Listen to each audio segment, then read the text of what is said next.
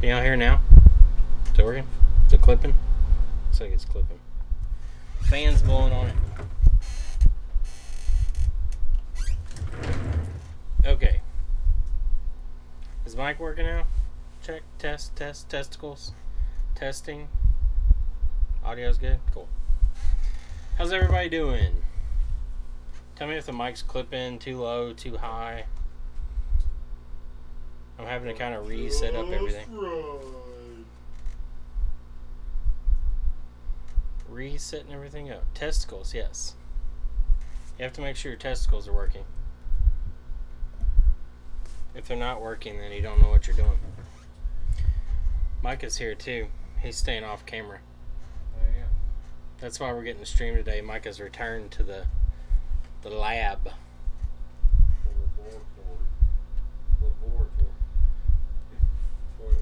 How we doing, Bobby? Let's go down the list here. From the Ashes here, how you doing? Chris Ray, hello. Tim, how we doing? Chuck, how we doing? Lisa, hi. Bob Saget, hi. Phil, hi. Let's go down here. Testes 1 2, testes 1 2. Chuck says Micah. Hello, Micah. Come here, Micah. You have to be on camera for 1 second.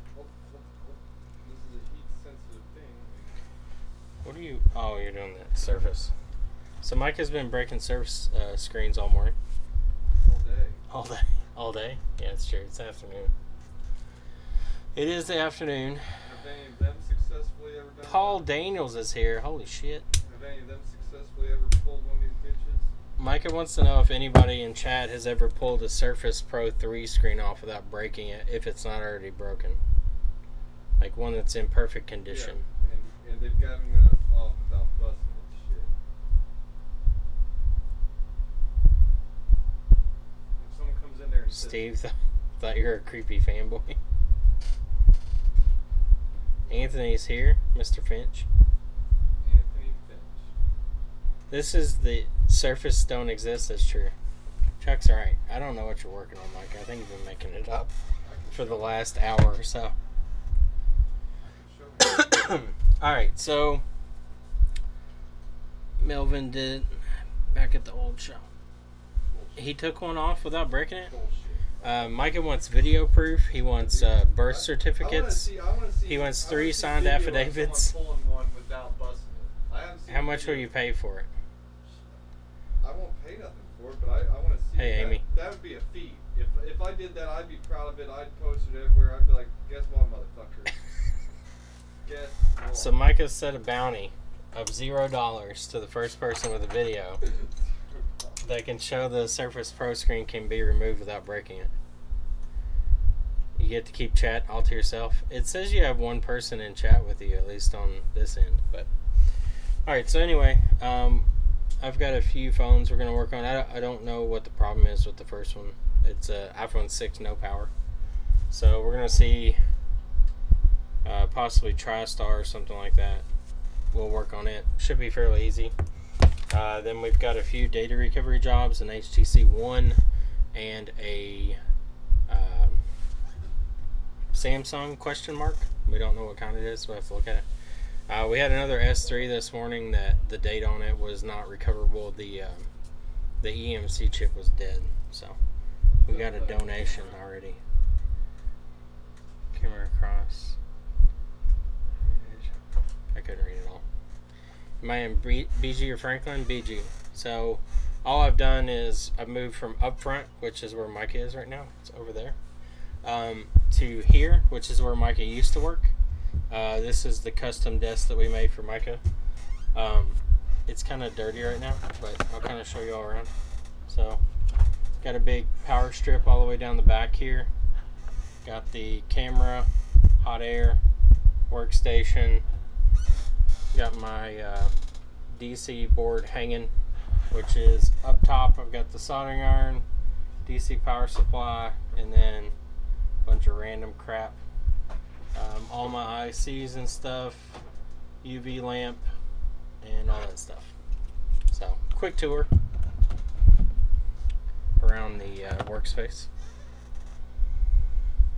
It's messy, as always, but I say if your desk isn't messy, you're probably not working on any phones or anything in general. Fans on this. Is it working now?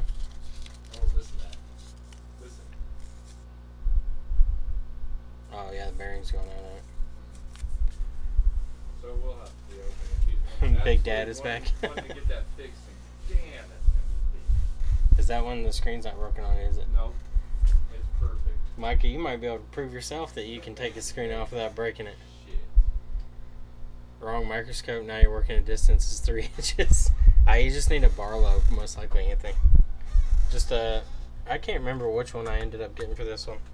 This one's still got a 0.5 Barlow on it, so I think I ordered a 0.7. Yeah, 0.7. And it does give you a little more working distance, but you don't get the magnification. No audio. Again? Is audio not working? If it was working, then I wouldn't believe it. Seems like it's working. I mean, I can see my mic input. Oh, he didn't refresh. Okay, cool. So, iPhone 6. I don't have the second camera, which is normally right here, hooked up. It's actually up there because I don't have everything run for it yet, so I'll kind of do this. I might move the camera in, and then you'll be able to see down here on the microscope. So, I've got some new drivers since I've been gone. These are kind of like the Foxconn style drivers. See if I can get it in focus here. It's been a while since I've done this. So,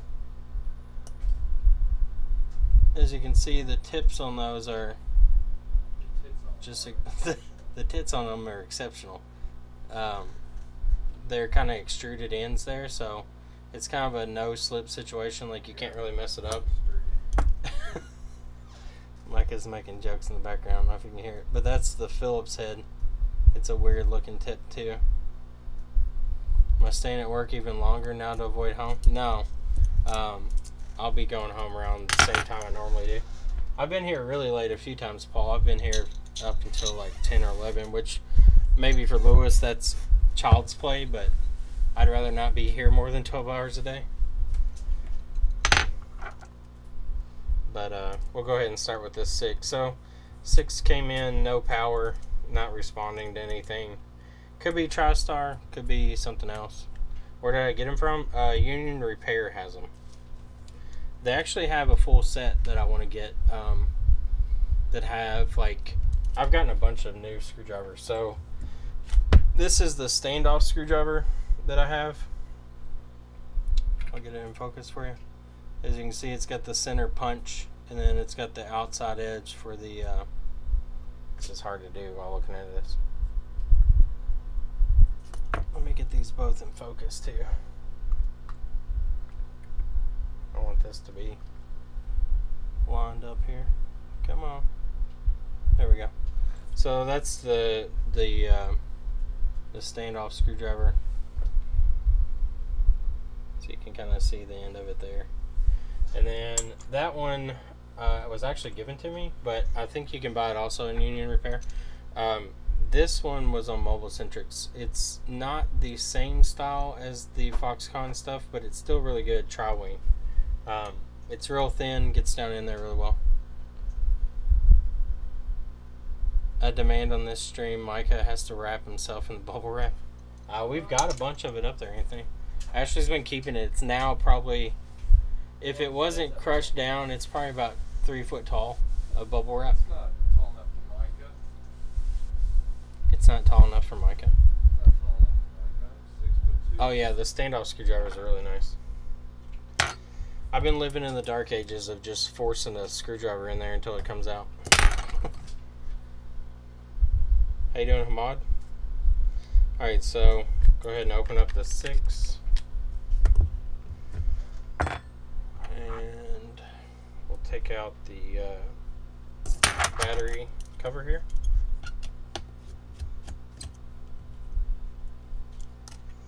How's everybody else been? I know I've talked to people off and on while Lewis or Jess has been streaming, but it's been hard to catch them online. Like, Jessa streams at such odd hours. Sometimes I catch it, sometimes I don't.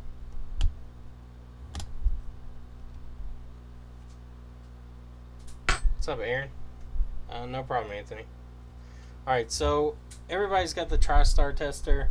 I'm still the lone wolf, I guess, here. So the way we test these, I just go in and, if this will focus, what are we doing here? What are you doing? What are you doing? Is it really not going to focus in? Anyway, so on these, I just disconnect the battery connector there. And with this KZ, whatever the hell board it is, whenever I plug it in, if TriStar is working, the TriStar will start to pull amperage immediately. So what it's doing right now, and I'll show you all with the camera here, since I don't have it on here. If you watch the amp draw, the battery's disconnected. Do you see where it goes 0.02, 0.03, and then it just spikes to 0.17? Usually that's an indication that there's a short on the board.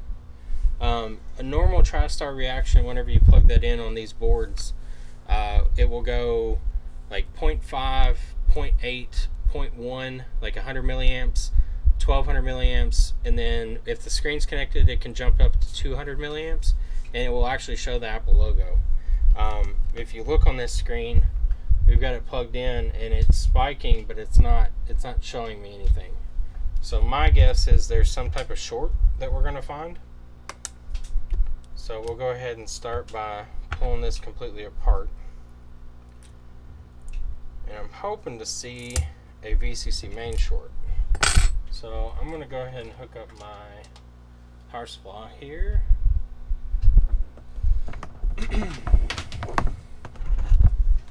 Got a new toolkit. Entry Gadgets was given away. Spent over 500.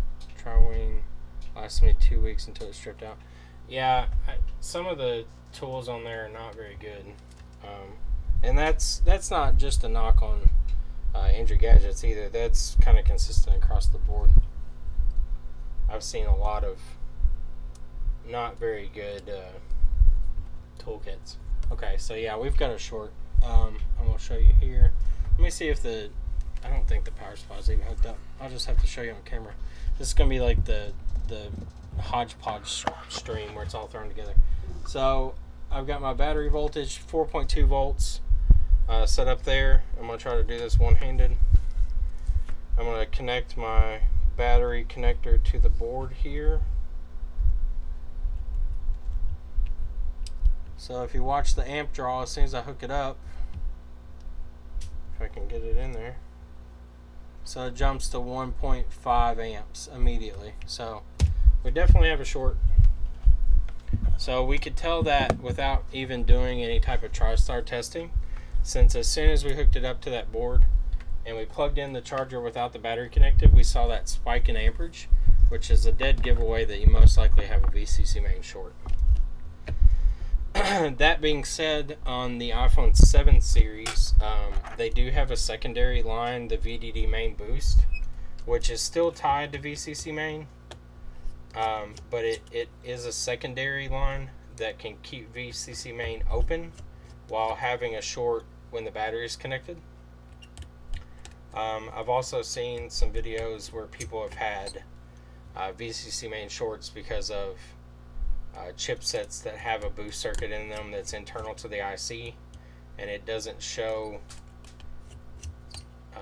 on VCC main, but it shows on the output of the boost circuit or something like that, and that can also be true.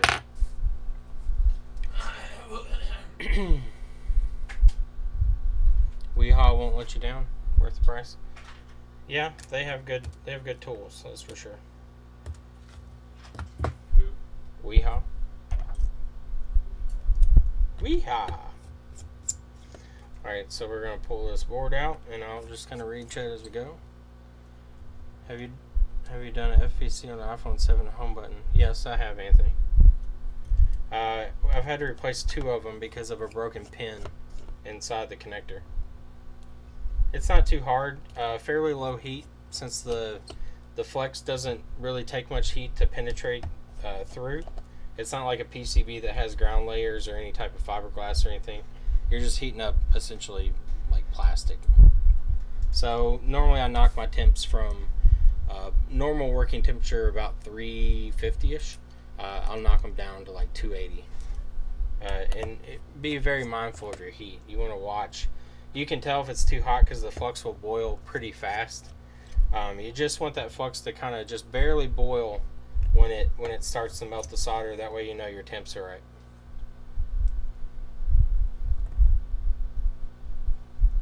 Thank you, JR. Try to. So the reason I haven't been making videos is not because I don't want to, because I have. Micah is now working at our Franklin store. So we're trying to get Micah up here once or twice a week now, depending on what's going on. And then we'll do some streams. And hopefully we'll have Micah on stream too.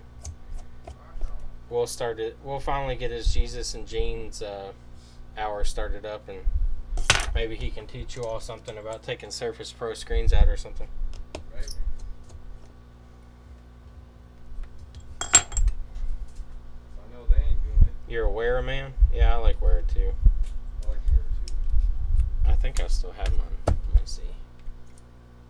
I think I've worn off all the writing on it. Yeah. This one was a Wear Phillips. It's still really good. I still use it. I also have their flathead.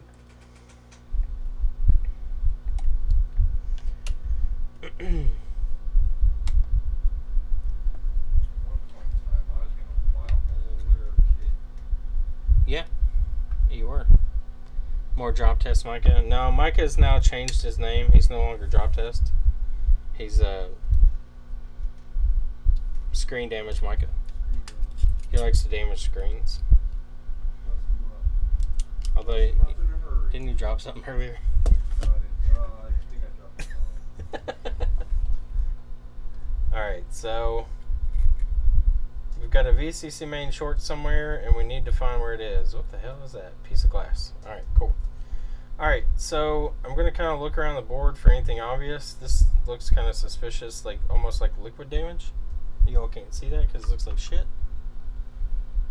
Okay, a little better. I need to turn autofocus off. Anyway, so here you can see it kind of looks a little suspicious around here.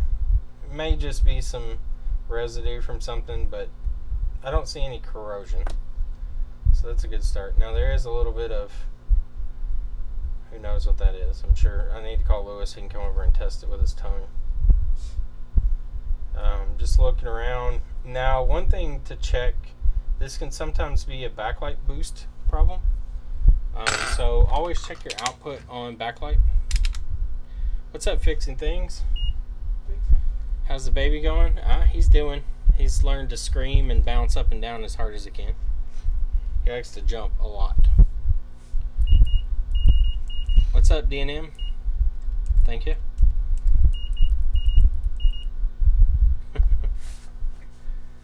Reading that pen. That's what you call it. Shirt.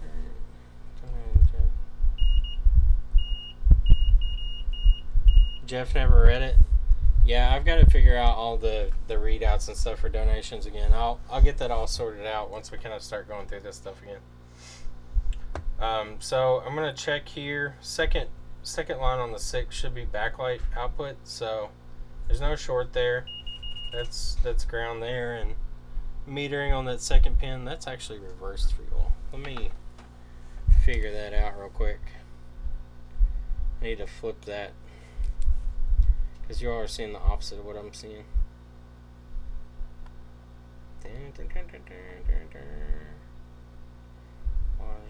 Secondary overlay. Where's microscope? There's microscope. Properties.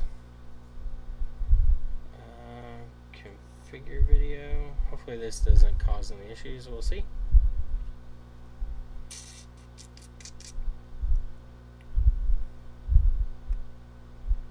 Flip vertically. No, I don't think it's vertical flip. Let's see. That didn't do anything. Is it frozen? No, it's not frozen. Why is it backwards? Transform, rotate, flip. There we go. Horizontally. Quit. Transform, flip, horizontally. And that's still upside down.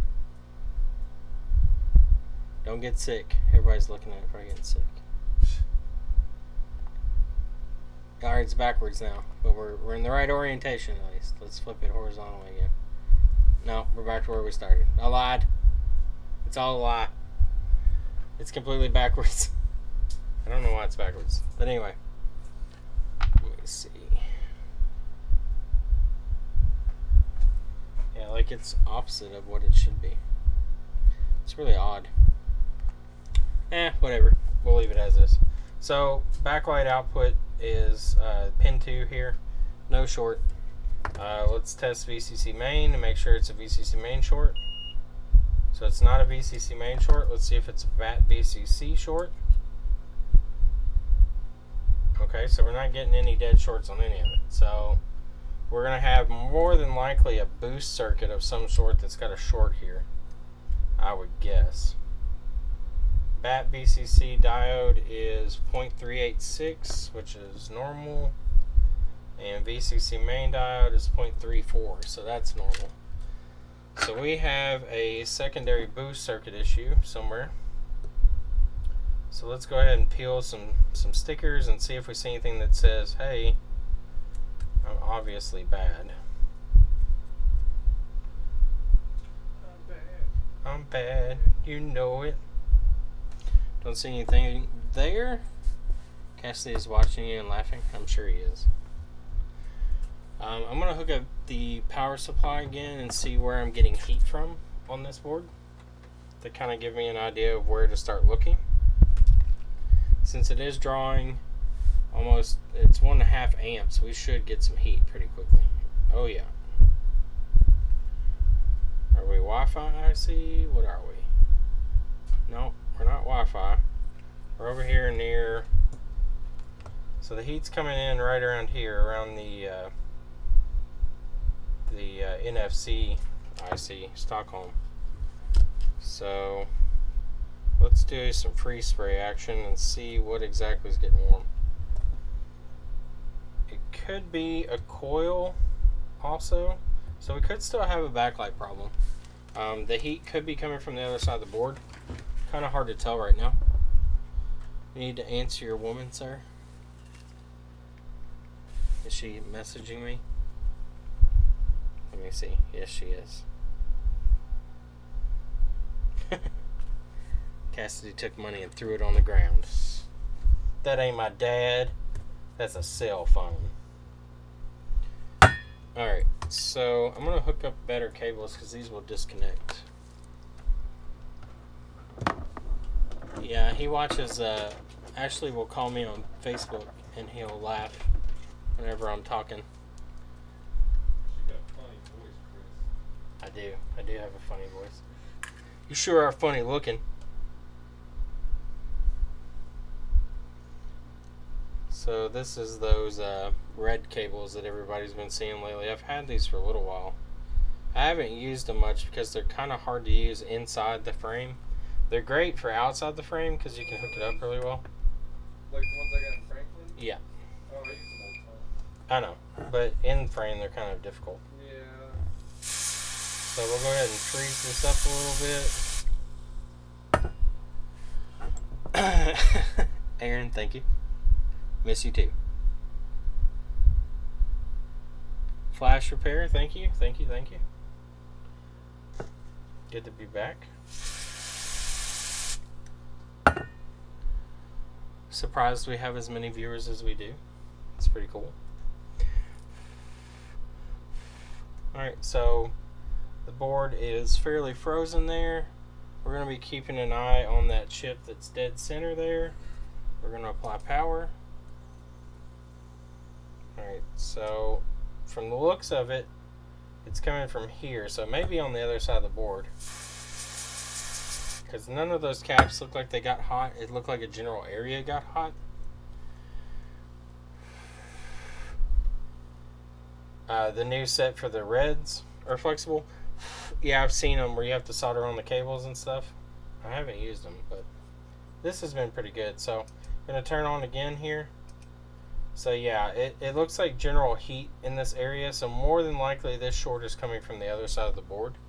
So we're going to go ahead and pull off the CPU shielding. Now if you look at where this is, it's right in here. So I'm going to kind of try to mark this around the edge so we can tell.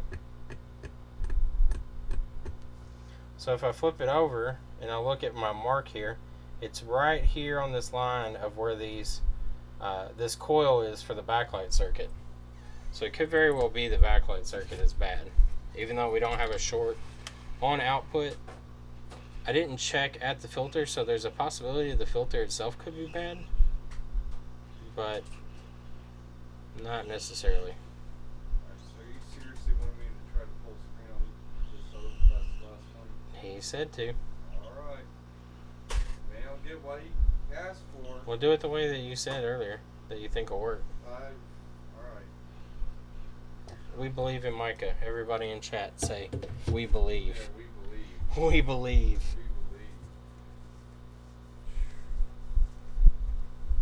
It's the non... I haven't soldered all mine yet. What's up, Rick? Pre-soldered figure since you're spending over $1,000. So I can a new spot. Maybe it's all good stuff. We got good stuff, Anthony. It's just not the creme de la creme. VCC on the 6, they are right there, but VCC's not showing a short unless these have like blown themselves off the board. We'll find out here in a second. So looking at the area, I don't see anything obvious. We can check right here at these caps. I checked on the back for VCC short, but maybe I'm getting trolled. Let's find out. So diode's 0.3. We'll try the next one over. 0.3 also. But thing I do notice, there are some solder balls right here. I don't know if that's from taking off the shield, but there are some solder balls there around the coil. I don't see anything obvious. The diode is a little discolored. Let me check the output caps here for backlight. It should be about 0.5. Okay, so it actually is a backlight boost issue. So my diode reading for my backlight output here before the filter right off the IC is 0. So we're straight grounded on the backlight circuit. So let's see, that means this filter here is most likely bad. It doesn't look bad, but it has to be. That's the only way that this doesn't show short. No, I was reading the wrong pin. Well, my mistake. So pin 1 is actually the backlight output. So it is short on the backlight output. It's never the coil. In this situation, even though the coil doesn't look like it shit itself, the fact that we have a short on one of these 3 output caps tells me this coil and this diode, if they're not bad, if I didn't replace them, we can do it. I can just replace the cap, but I'm willing to bet that we will get a dim backlight if I don't replace them. So do you all want me just to replace the cap and see if it actually has a full backlight? I mean, it's part of the process, so I can do it. Not a big deal.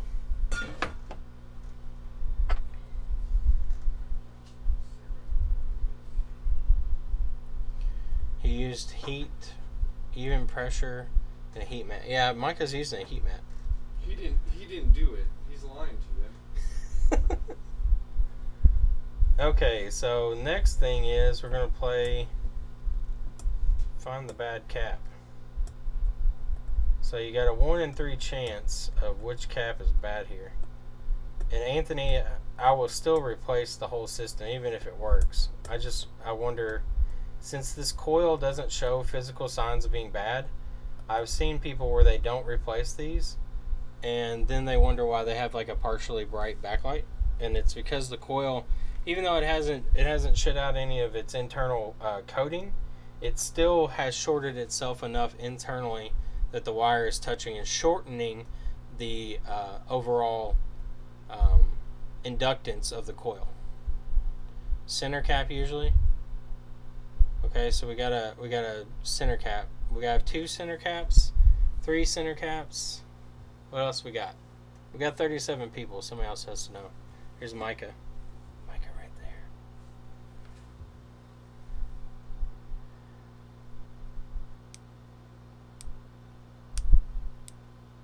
if you get this right, Michael will show you his titties.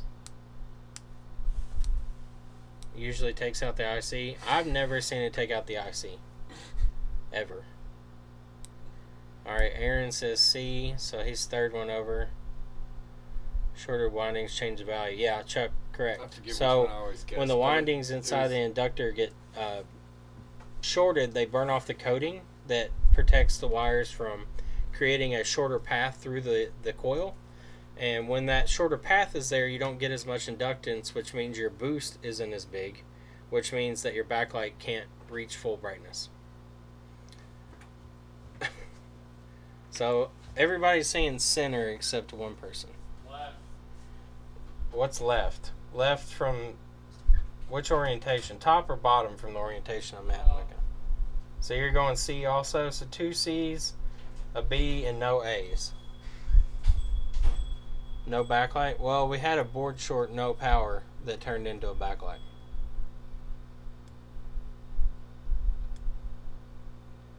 Low E, yeah, the reason you hear the wind noise is because of the fan over there. Center cap, show me the man boobs. Alright, so we'll start with center cap since that's the overwhelming favorite. I tried to see if there's any like indications of like a solder ball or anything sticking out, but I don't see any. So we'll start with center cap number 1 here. It's pretty well on there. Come on, come off there. So I'm just pressing side to side until it just kind of, it's going to break the actual pad of the cap for me. And the reason I do this is because I really don't want to put a whole lot of heat in this area. And these caps are cheap compared to the IC. And if I keep my heat to a minimum around the IC, I won't have to replace it. Okay, so cap's off. Get our excess cap piece left over in there out.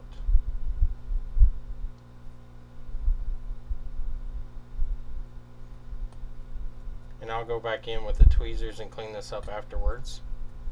Okay, so we got that one out. Let's do, I'll put it on continuity mode so you all can hear it. We still have a short, so it was not the center cap. So our short still exists, so we need to move on to the next one. We'll just make sure here. Yep, so our short's still there. The next favorite was C. On your all screen, it's the bottom one. On my screen, it's the top one. So we'll press in here and break that cap out. And then test again. So it wasn't C. So we're going to have to replace all 3 of these since we're damaging these caps. So we're going to go ahead and break out the last one there. And let's see. Our short is gone. So it was the first one. It was the very first one. On your all screen it would be the top one. So that one was the one that was actually bad. Replace entire backlight circuit. I will not be replacing the IC because I've never replaced the IC in any of these unless it comes in for issues directly related to the IC itself. If it's a backlight short, the IC normally is not damaged. I've not had one return from issues with backlight problems because of the IC itself, unless the IC is physically damaged or the IC itself is the reason that it was shorted in the first place, which is not very common from what I've seen. So I'm going to come in with some leaded solder and start cleaning all this up. Get rid of the old cap residue.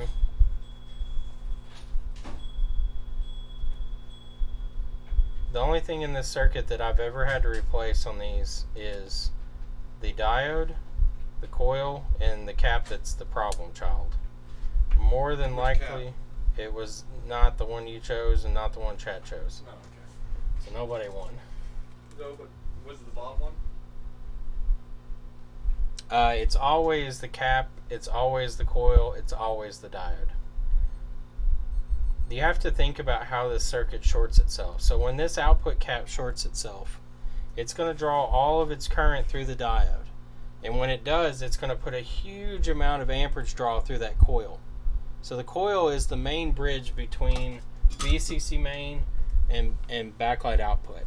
So if your backlight output gets a short, the first guy to see the most amperage draw is going to be the inductor, which is only rated for a few, like, it's not a very high amperage. It's like point something milliamps. I think it's like 300 milliamps or something like that. It's something pretty low. Once that burns off its internal conformal coating on the wire, the coil does not become broken normally. What happens is the coil just becomes a wire.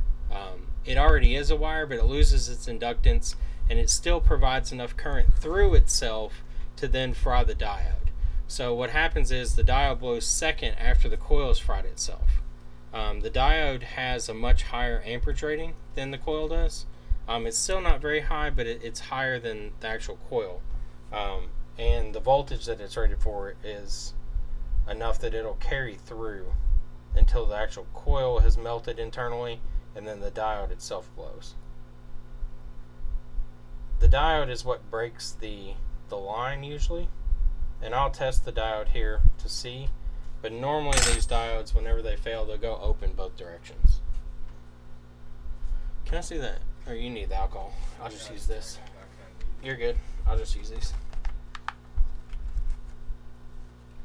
So you never had a blown diode take out backlight? Blown diode can't take out backlight. Like, not in the sense of like frying anything. It can make backlight not work, because if the diode doesn't work, it won't work. But the diode is a check valve. So if the diode fails, the only thing it can do is just prevent electricity going through. It can't prevent, or it can't cause any type of short. Not in this case. This diode's not connected to ground.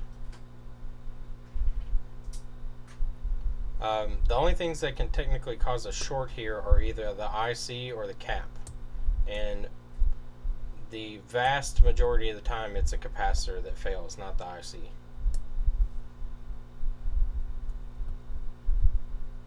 You'll know that it's an IC failure if you take all these caps off and you still have a short and your diode's removed and there's no obvious like ground shorts anywhere. That'll tell you that your IC is internally shorted. And that would be a situation where you would have to replace. Not common in my experience, but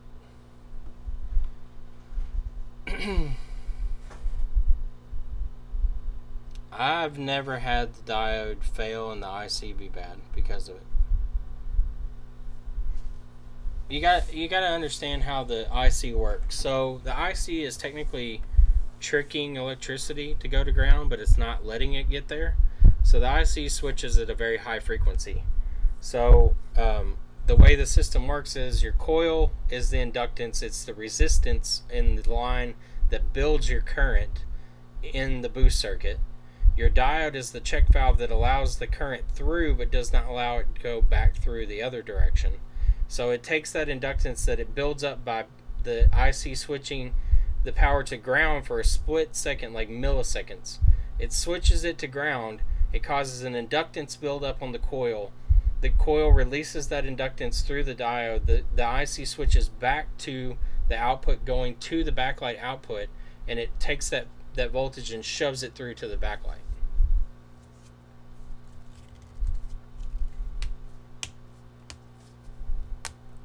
There's no need to remove the IC. You can get your hot tweezers in there and remove the diode.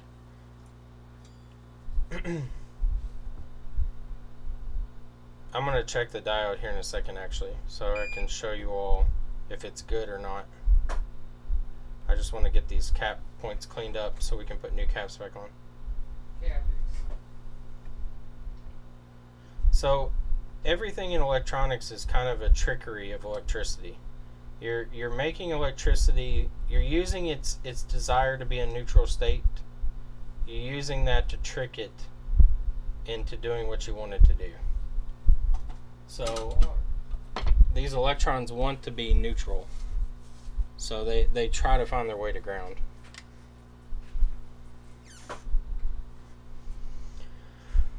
So we'll do a diode reading here. I'm going to put it in diode mode. I'm going to put my red probe on this side on VCC main, which this VCC main goes through the coil, through the diode, to the IC, and to these pads. So I should get a forward voltage is 0.186, and then backwards voltage should be OL. We'll see. So it's actually OL, so it's saying the diode is good. So it may have been such a fast blow that it didn't damage it. So it's giving me the correct inductance, or the correct forward voltage that it's supposed to get through the diode. And it's giving me the correct backwards feed voltage of OL, which means it's such a high number that it's not reading it. So technically this circuit may be okay, but that diode is discolored to me. It looks brown in color.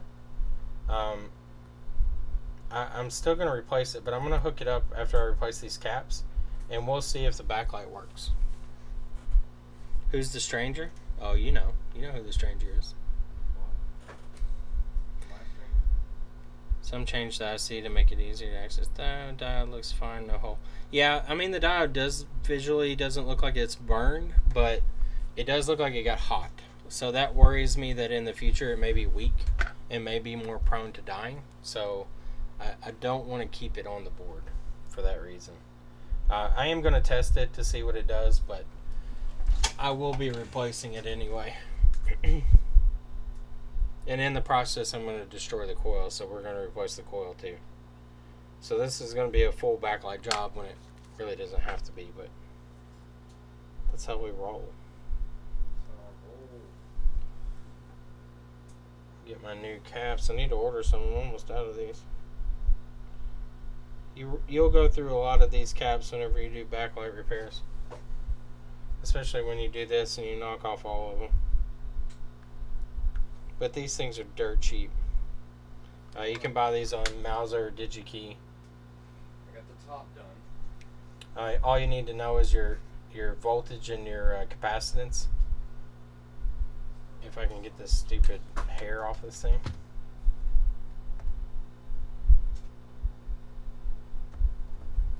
This has a little tiny hair stuck to it and it won't come off. There we go. Got a piece of copper there. I don't want it sitting around.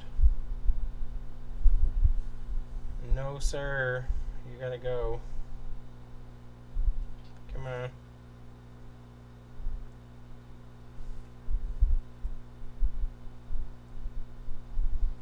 Alright, so I got all my caps over here. I'm gonna put some flux in here. And then we're going to try to get all these guys to kind of sit still and go where they're supposed to go. Chances are they're going to fight us, but what can you do? That is life. So since those pads now have leaded solder on them, they're going to be a lower melting temperature, so I don't have to worry about melting the solder under my IC or anything like that. So this becomes a safer working temperature if I can get this stuff off of my tweezers. This flux makes them extremely tacky. I might actually use my razor blade to set these in place. So I'm just going to cover up my CPU and part of my IC with my coins there. I'm going to melt my flux a little bit so I can kind of organize these. And then we'll start tacking them in place here. Come on. Did you break it? No, I didn't break it. I'm just scared on these sides because that fucking grill. Okay. So we're going to heat these up. Like I said, my leaded solder is already melting, but nothing around this has gotten up to temperature to melt yet. Come on. Take it. Alright, so it's starting to melt. I'm going to get these in place.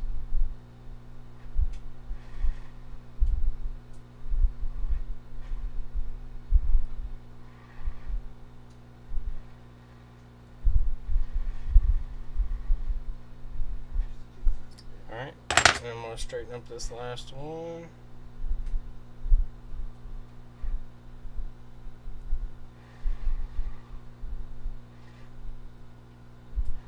Now I'm just taking my heat away in between reflows.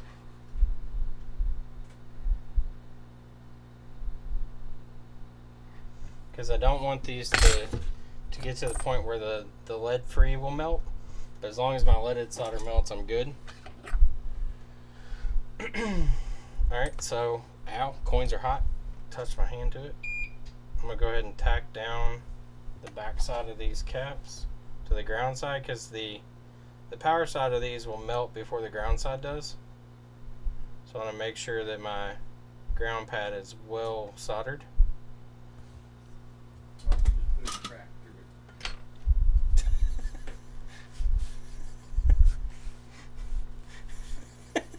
Sorry, Micah. I know how you feel because I've broken 2 of them too. Well, I mean, I literally didn't break it. It fucking put a crack in it and fucking sprayed through the whole fucking. I know, dude.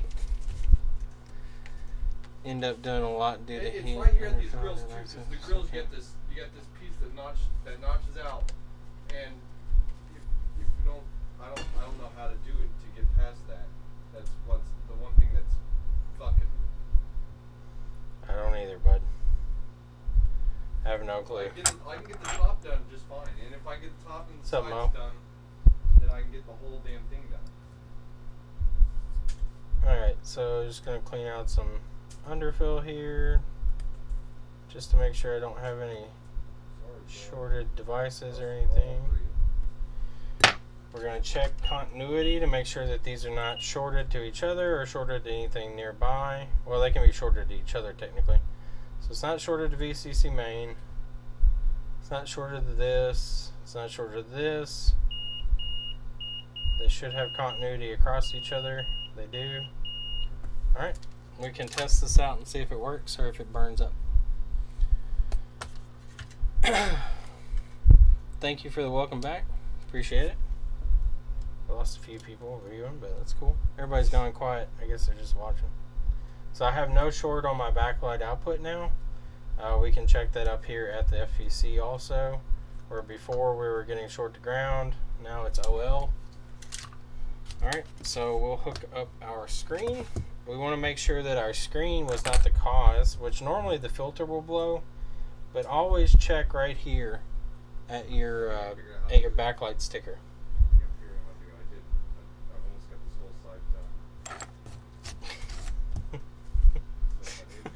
What's the key, Mike? Just break the screen. Shove it through there.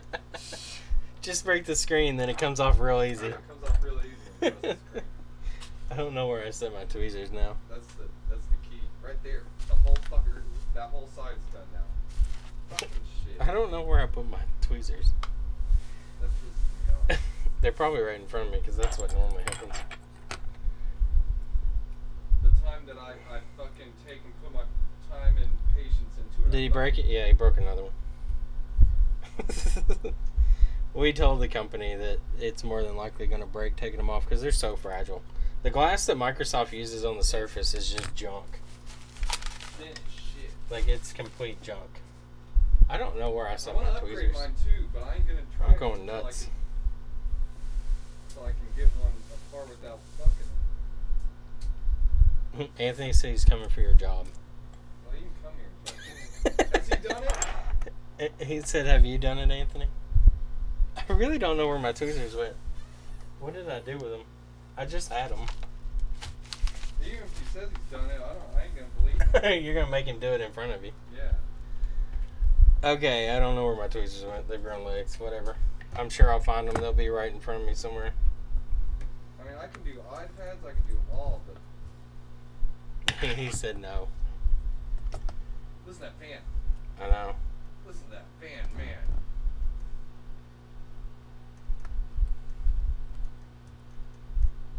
Is that the one that you were taking apart for the fan? Yeah. Okay. That's Design what that sounds like. a designated tweezer GPS. I need one. I literally looked one day for like 10 minutes trying to find my tweezers. I sat back down and it was on the desk in front of me. I don't know how I missed them. Yeah, the goblins did get it. I don't know where they've gone. Shut up. I mean, I got more, but I mean, those tweezers were fun. Somebody back up the stream and see where I put them. Maybe you can see which direction my hand went. Alright, so power's off on the battery thingamajigger. Alright, so we're going to power on. Alright, so we don't have any short anymore. We have power going to the board, but we're not pulling any amperage anymore. And I'm going to hold it up so you all can see it. I'm going to press the power button and we'll see if it explodes or if it works. So, prompting to boot. Hey, we have backlight. No explosions yet. So far, so good. And the phone is booting up, which it was not doing before. An incompetent trader to work for me. Is that the fan?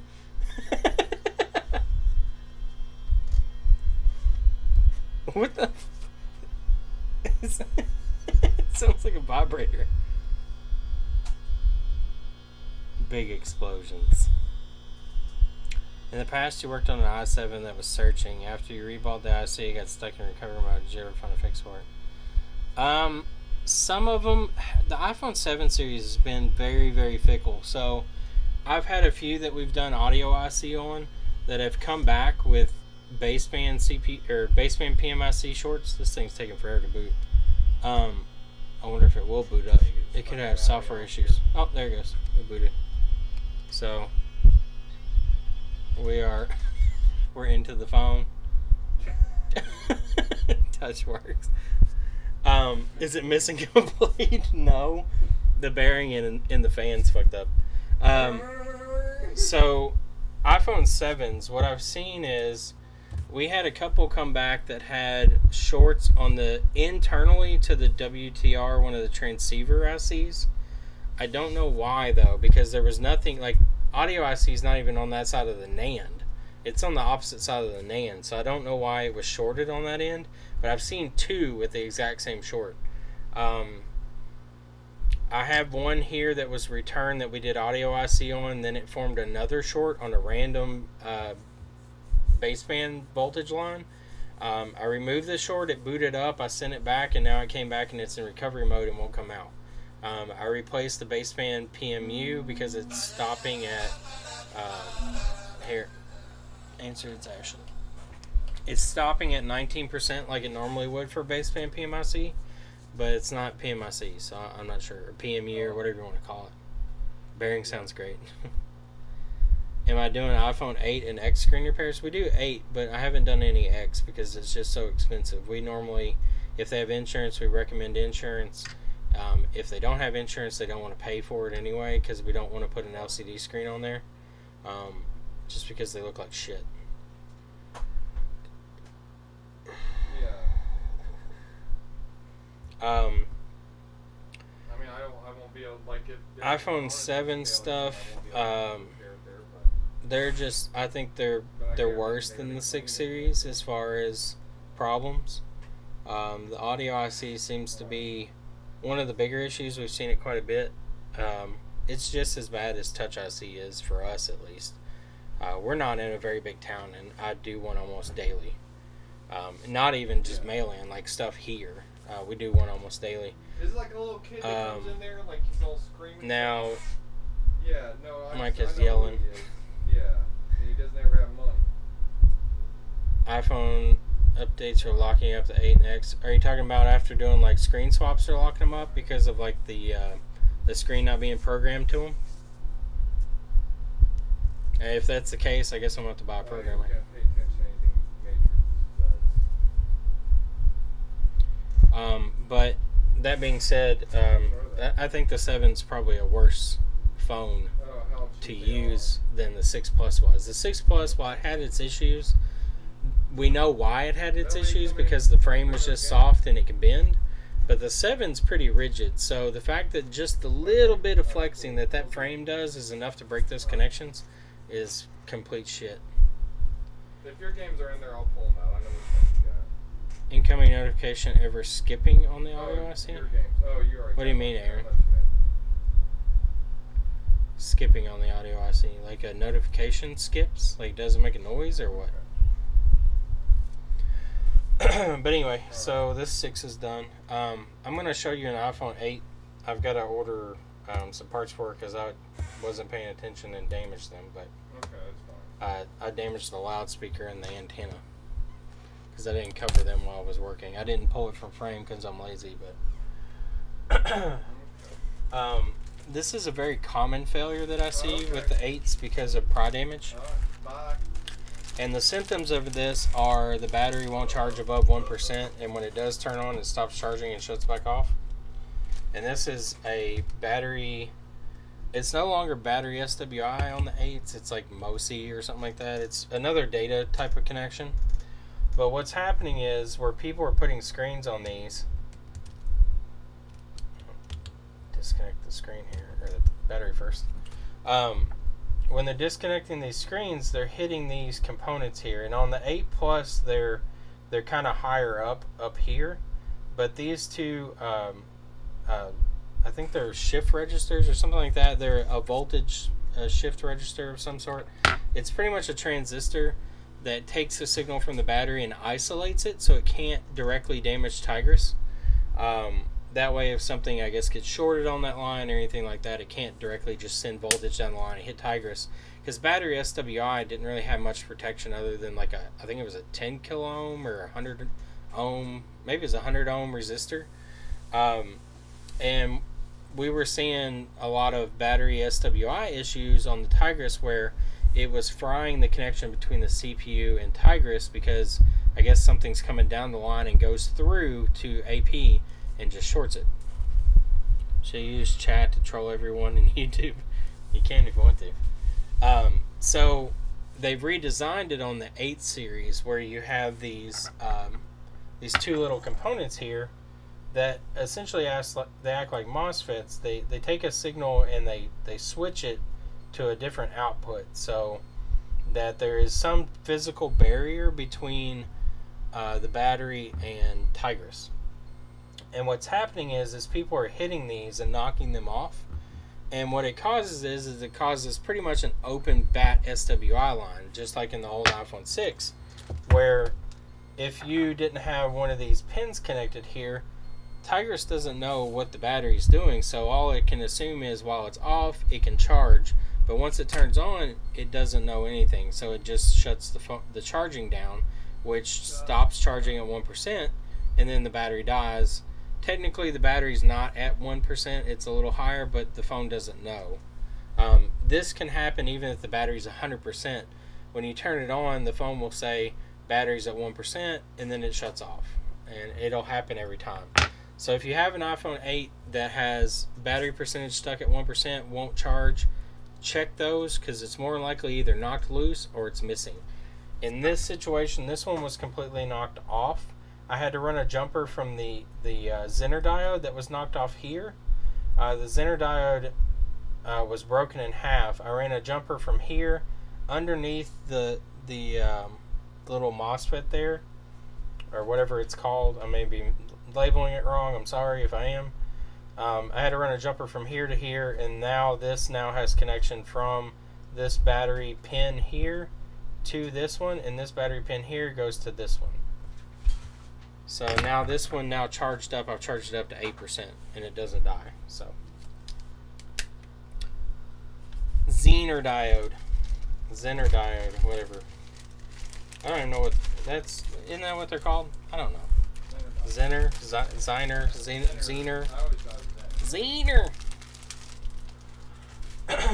So anyway, so that's a common failure on the 8s. I've not done a whole lot of them, but I probably did maybe a handful, maybe 10 or so with that issue.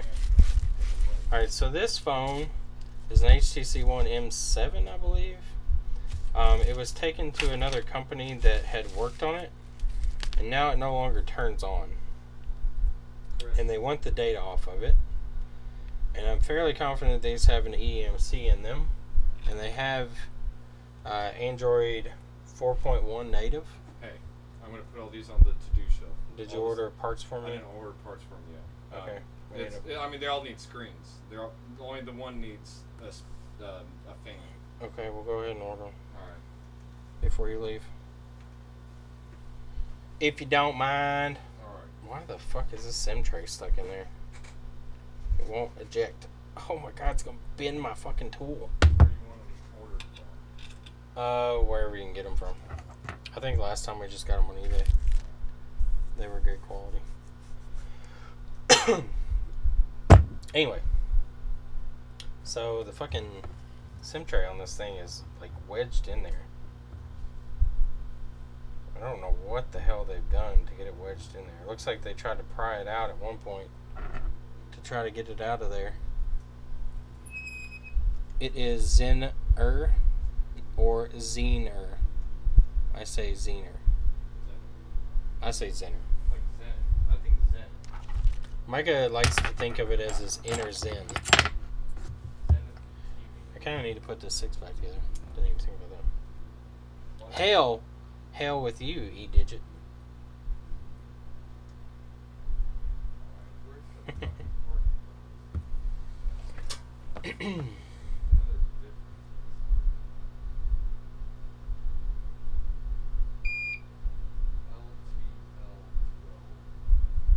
I do have a MacBook that I want. I got a board, actually. I don't have the whole thing. A customer brought in a MacBook Air that was dead, no light. Looked the board over, no liquid damage that I could see anywhere. Replaced the ISL chip on it, and it booted up, and then immediately died again. Every time you replace the ISL, all the lines come up, green light comes on, orange light turns, it chimes, you get logo for a second, and then it shuts off. And so every time it's doing that, and if anybody has any suggestions, and what I've tested at least, every time it does this, it burns up the ISL again. So I checked the resistance on the input current sensing, and those were good. I checked the resistance on the charging current sensing resistors, and those are good. I checked. Go ahead and order all three of them. Yep. I checked the amp draw on the main input line to see if it was drawing amperage with the board not on or anything, and it wasn't drawing anything. I hooked it up to where my DC power supply was supplying the power to the board instead of the MagSafe, and there was no like outrageous current draw. The only thing that I found that keeps it from burning up, and it may not really signify anything, is if I remove the CPU, the fuse between the CPU MOSFETs and the ISL, it doesn't burn up, but at the same time it doesn't boot. So that doesn't mean anything because it can't boot. So I don't know if there's a secondary system that's burning it up, or maybe the CPU has some type of internal short, but it's kind of odd to me that it will boot and then it burns it up. So I'm kind of lost as to what's causing it. So I might end up just sending it to Lewis and asking him to do a stream on it, and he can keep it if he gets it working. Because the cost it'll take to fix it will be as much as the board's worth. I don't know where my tweezers went. I don't know where I put them. Where they went. I guess. Oh, wait a minute. I found them. There we go.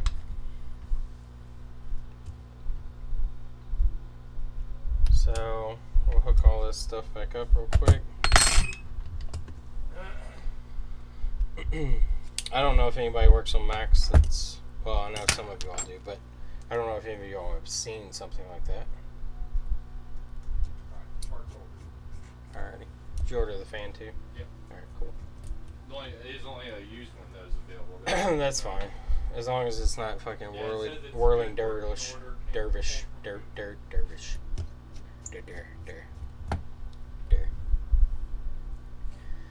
It's funny, I've been playing a lot of games and stuff, and people ask, they're like, do you stream on YouTube? And I was like, yeah, not this stuff though. I don't stream games. I'm a hobbyist gamer.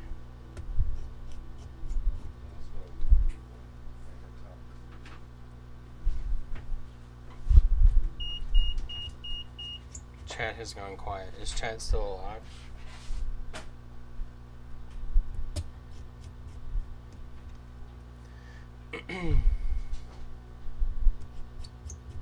Board only repairs, throws it.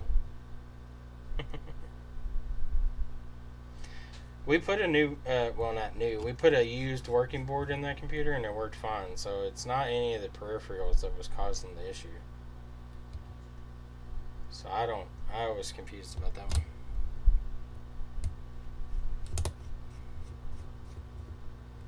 Chat's delayed.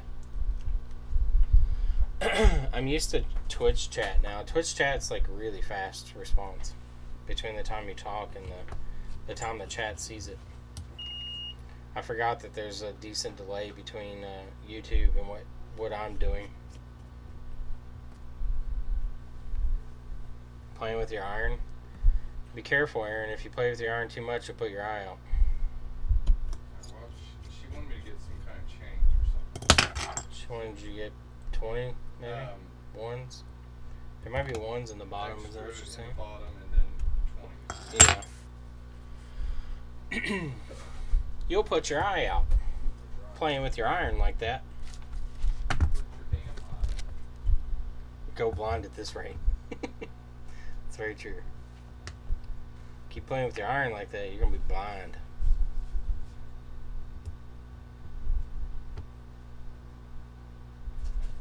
Micah's turned into the TV repairman down there in Franklin. Evidently, nobody in Franklin has, well, a very small people of Franklin have phone issues, but they have the ones, yeah. This battery's dead. I need to make sure this iPhone 6 charges before I call it done.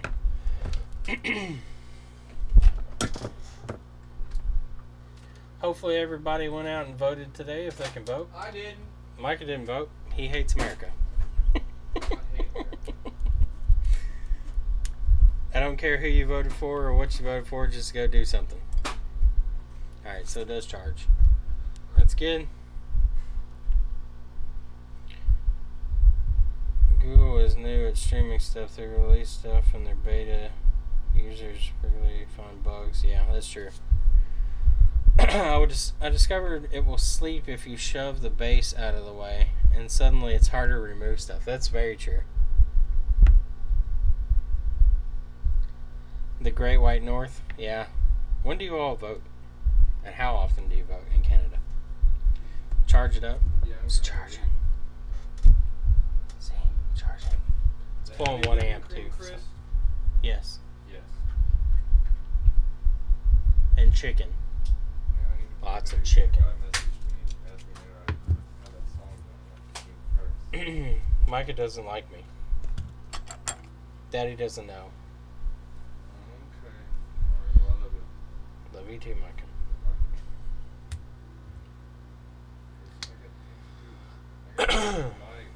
Your shelf is perfectly placed to sleep a Hako. Was it pressing down on the thing, making it think it had weight in it? Alright, Micah. Well, it's good seeing you. It's good seeing you. Say bye. Bye, internet friends. Bye. Bye. Bye, internet friends. Bye, Micah's friends. I may need to jump Chris. Are you serious? Maybe. Did you leave your lights on? No, rain's been leaking down, so my antenna's busted off, so rain's been leaking down into that and getting into the motor, and the motor shorts out and it's running constantly. Micah's. It wasn't running last time I stepped Micah's top of the line phone. Oh, there's phone gets power, charges battery, and vibrates when power button is pressed. Doesn't seem to boot fully. No video output. Alright. Everybody said bye. And by everybody, I mean Aaron.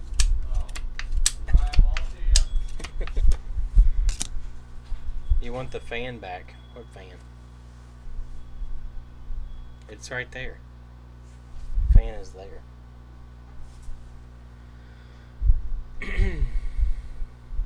6 weeks election every 4 years, no fixed date. No. One can register to vote at civic events on federal elections here. You're the only one that cares. It's true. It's what it seems like, Aaron. Alright, so I'm going to kind of look over what they've done here. This should be secondary board. This is going to be LCD related, and this will be LCD related. So let's, before we go and rip this thing apart, because Motorola phones are an absolute nightmare to get the fucking shields off of sometimes. Let's see if we can see anything obvious that they've done that might be preventing this thing to turn on. Is there any loose components? Let's make sure our battery is disconnected first. Let's be smart. Disconnect your battery. Oh, well, this doesn't look good. This goes to, I don't know what that goes to. Is that LCD? That is LCD. So, the reason we don't have image is the LCD connector here is damaged. And more than likely is not making proper connection. Because there's nothing to keep tension down on these pins.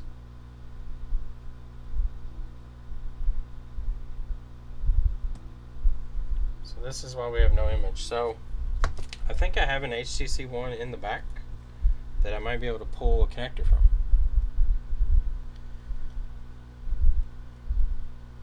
Can't watch any midterm YouTube streams. Yeah, I mean, political views aside, I mean, a lot of people probably know how I feel because I talk to people on Facebook. But I hope that something comes out of this election cycle, that there's some type of closure or something. I feel like a lot of it's turned into people hate each other for no reason. Like, I feel like a lot of people get mad at me because I voice my opinion, but I don't ever hold any disdain towards somebody else because of their opinion. But it feels like that it's kind of that way in return. Now, the only thing that really does bother me is when people don't use factual statements and they act like they are factual. That bugs me to no end, but that's about it. I'm not a big fan of people who make stuff up, because customers do that all the time and it's annoying. I don't want to hear people that I know, that I think of as friends or even acquaintances, that talk about things that aren't true. And I call out anybody and everybody, and myself included. If I'm wrong, I admit it. Try to get this volume flex up out of the way. Alright. Alright, so we should be able to snag this board out of here. It's got a couple of screws in it. Nexus has that issue too. With what? The connector? I'm hoping this is, I mean, the only obvious damage is the connector. I do have some connectors. I don't know if they're the same, if I can even find them. Hold on one second, let me look for this connector. Because I had to order some a while back.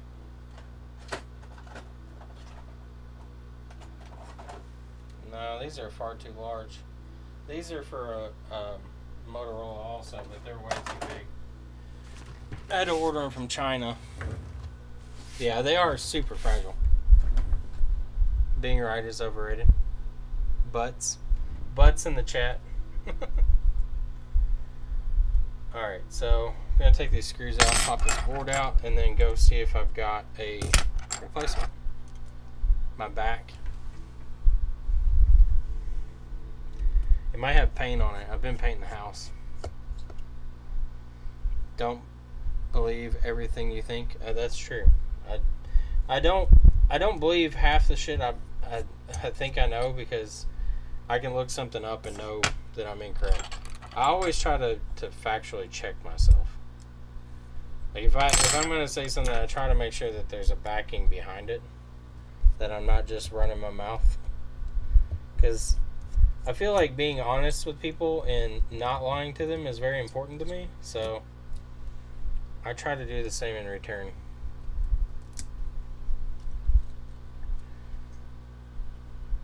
Even though some people in this industry think otherwise whenever it comes to repairs. I try to be honest, but they always think that I'm just jerking them around or something. Alright, so I'm going to go see if I can find this real quick. Give me 1 second.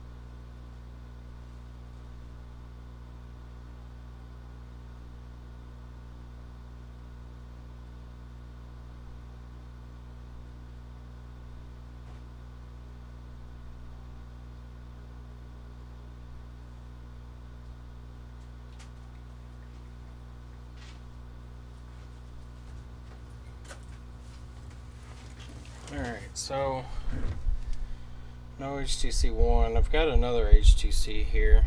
I'm hoping that it's compatible, or at least close enough. We'll see here in a minute. I thought I had one though. Evidently I don't.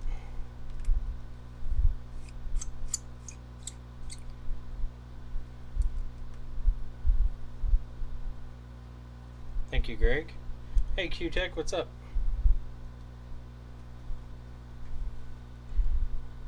So this has the dreaded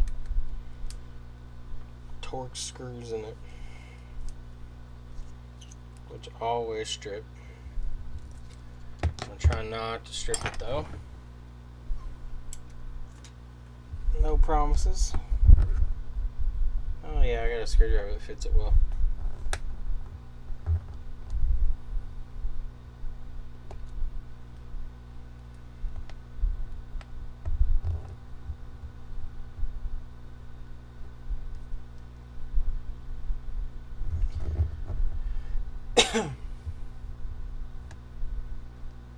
I was hoping to go down to the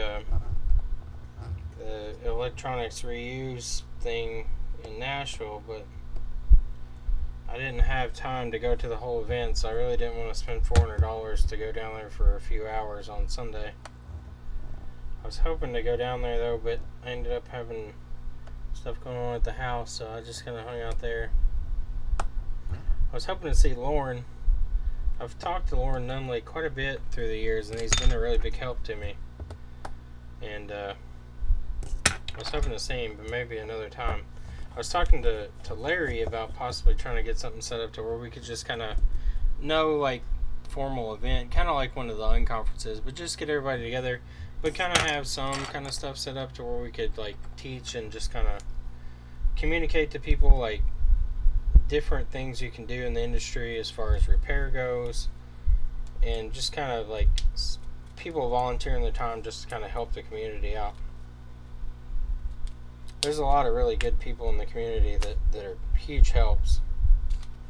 I know recently, like, the whole thing that I've been on is the big battery stuff. Like, I've been kind of harping on batteries, and I know people in the forums probably look at it as me just being overly critical, but in the last however many years, like 7 years I've been doing this, batteries have been just shit, period. I mean, you might every now and then get some good ones, but realistically, a good battery, if it meets OEM standards, if that's what you're offering to your customers, that you you're going to replace the battery at a cheaper cost or at the same cost as Apple, you should have a battery that performs the same. And from how I've felt about batteries, and it's been up and down. Sometimes they've been good. iFixit had really good batteries for a while, and now recently they've just gone downhill. Like, I would not recommend them to anybody, and I'm kind of disappointed in their department, like their support department, because I've talked to them several times and then nobody gets back to me. Funny entertainment. Mike has gone home, so it might be a little dull. Alright, if I can get this damn thing open. Alright, so we got a few connectors in here, but I don't know if these are going to work or not. So let's just compare the pin count and the physical sizing of these and see if maybe one of these will work. Maybe we'll get lucky if I can find the right connector. They might be the right size, actually. So let's do a pin count here. Hey Mark, what's up? So we got 1, 2, 3, 4, 5, 6, 7, 8, 9, 10, 11, 12, 13, 14, 15 pins. 1, 2, 3, 4, 5, 6, 7, 8, 9, 10, 11, 12, 13, 14, 15 pins. So we might be in luck with that connector there. I'm trying to see. I'm 100% sure this goes to LCD or touch or something. So we can harvest this connector here. We'll take this one off. I'm going to use as little hot air as I can to take these off and on this board, because it's around some of the more sensitive stuff being under these shields. I can take this connector off with my iron, and then we can take one off of this board and transfer it over. So we'll start by removing the old broken one.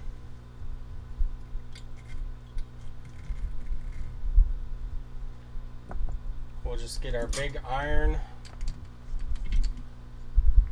Was it you that was using LCD1 as fire? If they're any good, that's because it's going to open up a shop in your can. No, if they LCD1 does have good refurb. So I'll kind of give you a rundown of what I've been looking at as far as the LCD market goes.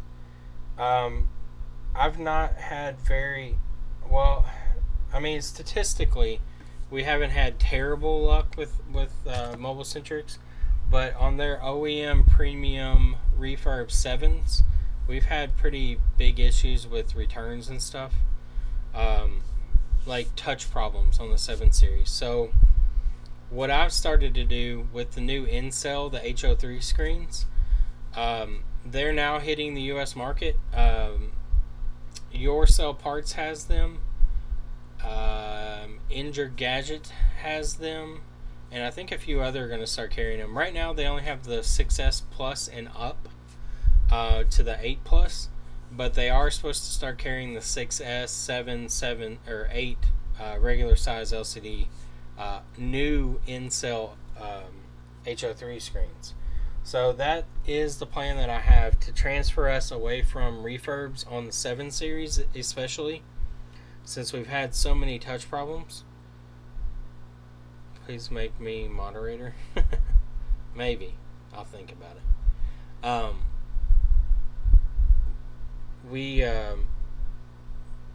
We've had so many problems with touch that I really don't want to keep dealing with it. And the thing that I've seen recently, and a lot of people talk about, they're like, well, what's the problem? Mobile Centrics has a great warranty. They do. They have an absolutely great warranty. But the problem is, for me, and I put myself in the customer situation. So say I go somewhere, say an auto parts store, or a mechanic. Just go to a mechanic, since auto parts store kind of is the supplier. If, well, I guess that'd be a better example. Auto parts is a supplier versus Mobile Centrics being a supplier. If I go over to AutoZone or Advance or wherever, O'Reilly, don't want to sponsor anybody in particular. If I go to their store and I buy an alternator for my car or a battery for my car, and I put that battery in my car and it lasts 3 months, 6 months, battery should last you a few years, guaranteed. In this situation, phone batteries a year to 2 years is good battery life. Car battery 5 years, 10 years, whatever. But say that battery only lasts in the car a year when it should last 5 years. I go back to AutoZone. They're like, sorry, battery was probably just bad. We'll replace that for free. No questions asked. Okay, cool. I replace the battery. It lasts another year. I have to go back again. At this point, I'm starting to think, well, maybe there's something wrong with the batteries because they're not lasting as long as they should be. So like, oh, we're terribly sorry. No questions asked. We'll replace it for free. No problem. We replace it again. You go back a year later. At some point, as a customer, and as a customer, I'm selling to somebody, but as a customer, I'm buying these parts. I start to say to myself, I don't know if I want to buy batteries from this place anymore again because, hey, they do cover it if it's bad, but more than likely, I'm not getting the life I should be out of these parts, and I'm having to go back way too often than I should be. So that's how I'm viewing this, and a lot of people have been harping on me because I'm overly critical, but for me, it's more important to me that the customer is happy in the sense that they're confident in what they're getting versus they got it for a cheaper price or that I'll replace it if it's bad. I feel like customers don't care if I'll replace it 1,000,000 times for free. If they have to come back 1,000,000 times because it's having issues, they're not going to come back to me in the future. And that's what really bothers me. And that's where I'm approaching this problem from. Not just batteries, screens, small parts, anything. If a customer has to come back to me, and small parts aren't as big of an issue, it's more of an issue if they're dead out of the packaging. But batteries and screens are the main things that really are sellers in this industry. Batteries always are failing, screens are always being broken. These parts need to be able to last.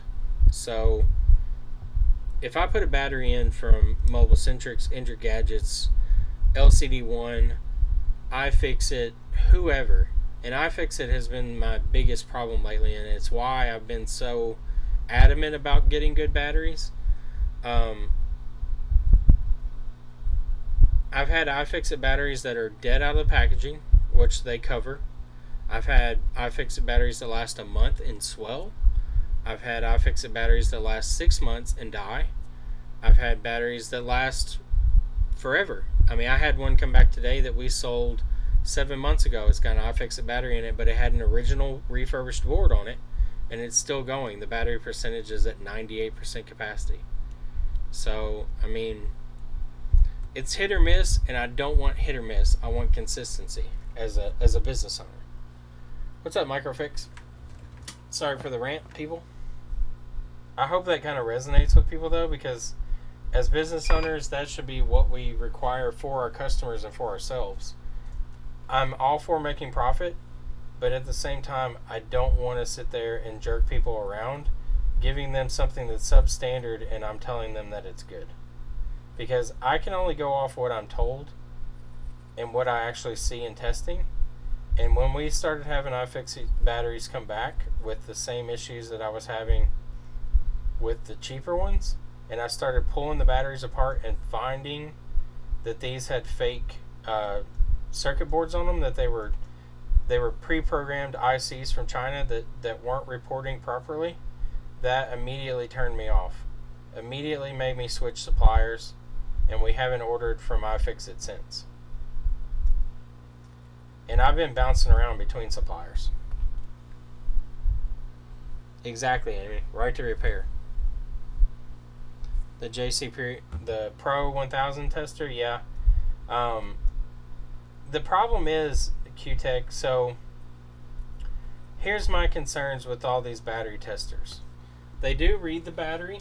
They do tell you what the battery is programmed to say, but you can program a copy battery to report whatever you want it to report. You can change the manufacturer name, you can change the manufacturer date, you can change the capacity, you can change the cycle count, you can change the serial number, you can change it to whatever you want. So plugging it into a tester doesn't mean anything if it reports back exactly what they want you to see. The true test of a battery is how long it functions. I can put a battery in and test it a week later and it's still good. But if that battery fails in a month, 2 months, 3 months, 6 months, 8 months, 8 months would be a little closer to the acceptable range. But if you think about when you buy an iPhone, if the battery dies within the first year, they cover that, but it's not common. It's really not very common. The most common thing is after a year you start to see some batteries with issues, but it's not very common for batteries that are less than a year old in iPhones to have problems. And the times that Apple has had those issues, they usually cover them under warranty.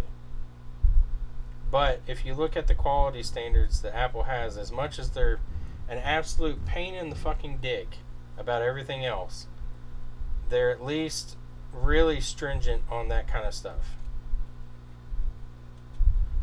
I'm trying to do this without hot air, but I'm almost thinking I'm just going to flood this thing with leaded solder and then take it off with a lower temp. Because it's being a pain in the dick right now. I'm just trying to melt this plastic out of the way.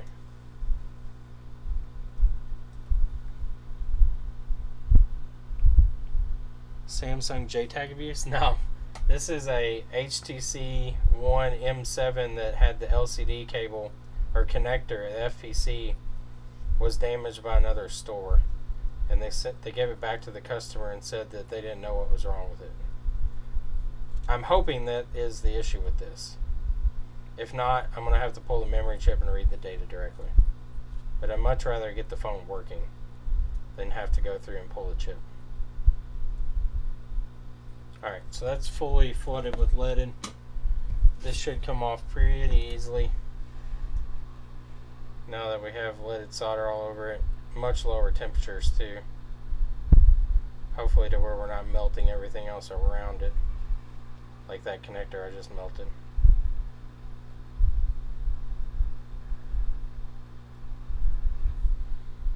Let's flip you up out of the way for now.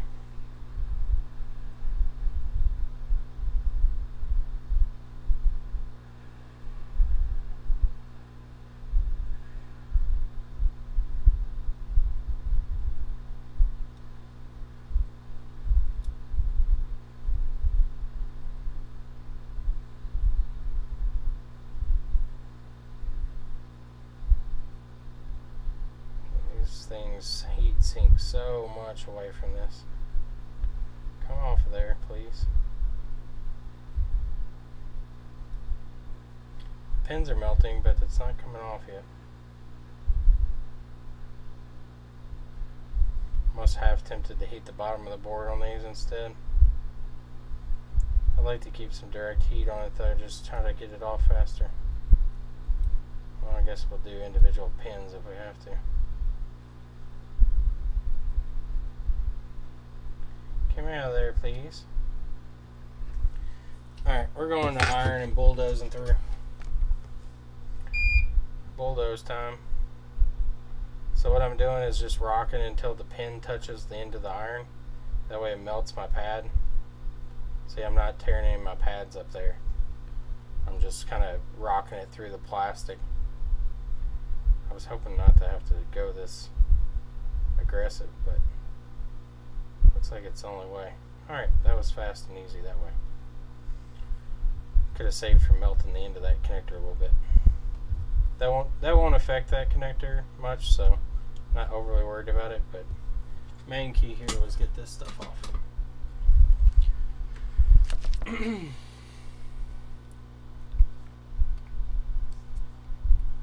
iPhone baseband, iPhone 6. Baseband and iPhone 6 are fun. I did one today. I'm starting to see them more and more now, as far as like coming in for repair. The jumpers seem to be holding up pretty well. I haven't seen any really come back for the issue, so.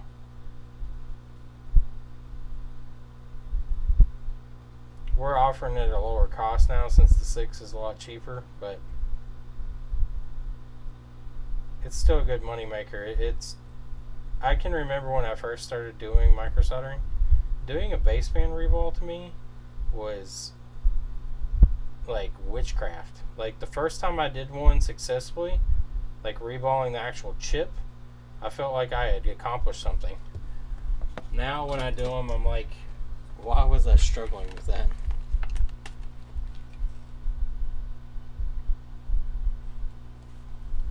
What kind of computer are you getting, Paul?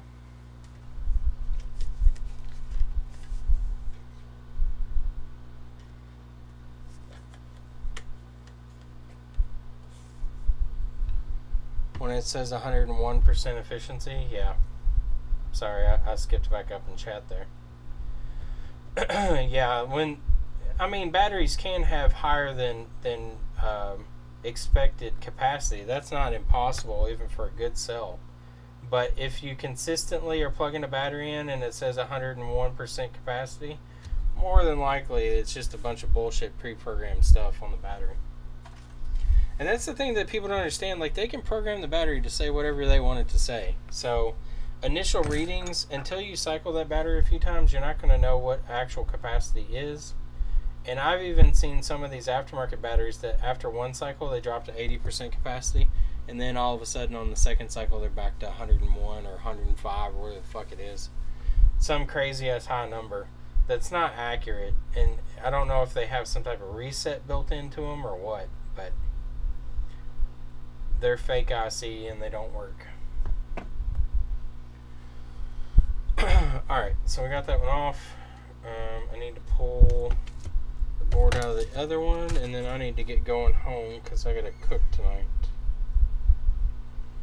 I don't even know what I should do here. I guess I'm gonna pull the battery out of the way if it's not a nightmare to get out. No, it looks like it should be easy.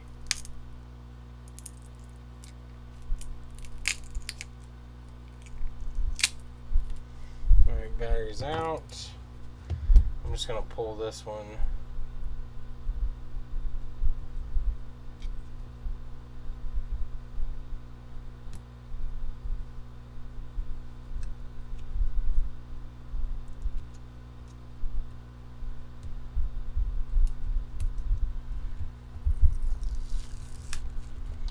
We'll pull these cables back so they're out of the way.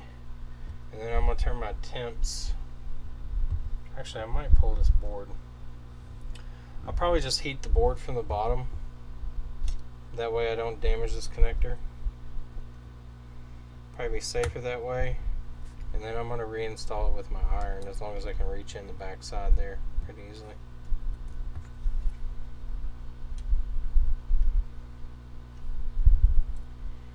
I don't know if this board has any screws holding it in or not. It doesn't look like it. No, it doesn't. Sorry, Chris, gotta go. Rolling your back. Alright, DNM, have a good night. There's something connecting this to the board. Oh, it's tape. Tape, and tape. Question, you have a Motorola Z with boot loop. Can you repair the boot partition? Can't pull the chip off because it's encrypted data. Do you know any way around it? QTech, if you can JTAG into it, you may be able to repair the system folders, because encrypted data on those chips is still accessible. Like the data is not accessible, but the system partitions and stuff are not encrypted. So you can reflash the OS to those in theory. I've never done it personally, but if it's just a corrupted operating system, you should be able to flash the system folder through JTAG. You could do chip off to flash it, but it's much more invasive than doing JTAG. And then once you JTAG and flash the firmware, it should boot. Because whenever you pull an encrypted chip and read it, you can see every single folder. You can read all of them, but you can't read the user partition.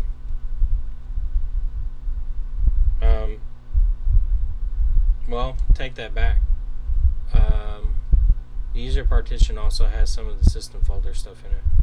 So yeah, you may not be able to do that. You can see like some of the base system stuff.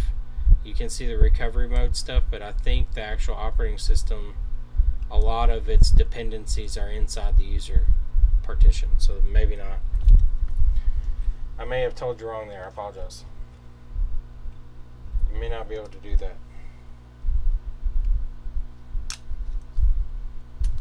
Because there's always one large partition on those, and that partition usually has the user data, but it also has, it does have like Android operating system data too. So you may not be able to get in there. Alright, so our connector's here, so we're going to be heating that area up. I'm going to take my side cutters here and clip these shields so I can transfer heat through the board easier. Okay. I'm not overly concerned with this board because it's a shitty, cheap HTC foam. This was brought in and given to us for parts, so that it is being used for. There's the memory chip on it there, the Samsung chip. I don't want to damage any of the components because I do want to reuse those, but I'm not overly concerned with the board. The connector there almost resembles an iPhone connector. Let's take that connector off so I don't destroy it and get it out of the way.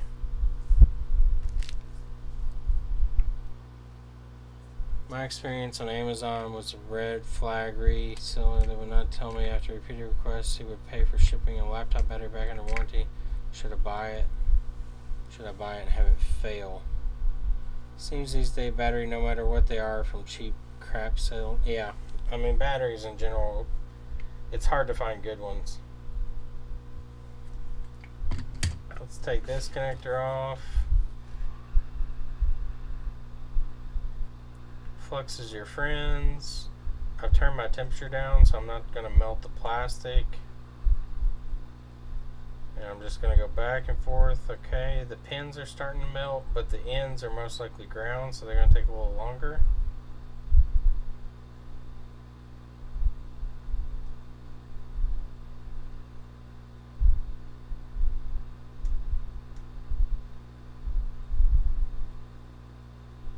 All my pins are liquid now when I go across them.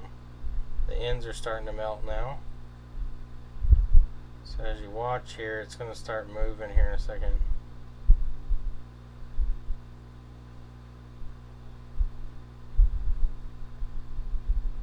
Okay, so see the connector's fluid and you pull it off. So that's how you harvest a connector off a board without destroying it. Lots of flux, lower heat, take your time, wait till it's liquid, it should come right off. So we'll set that guy over here to the side and save him. Now I'm going to heat this area up to melt this side of the board. So I'm actually going to crank my heat back up and I'm going to suspend this off the edge of the table. And I'll kind of get this in focus for you all so you can see it as it melts.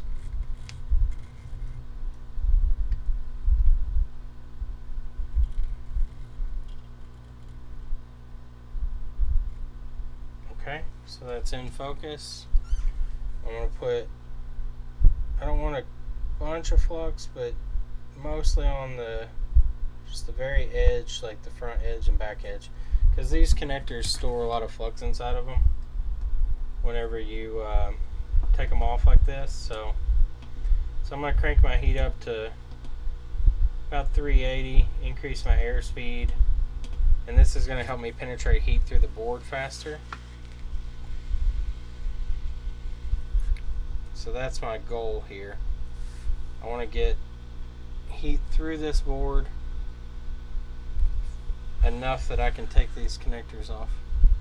Make sure I got the right one in focus. Yeah, I do. So I'm just heating the bottom of this up.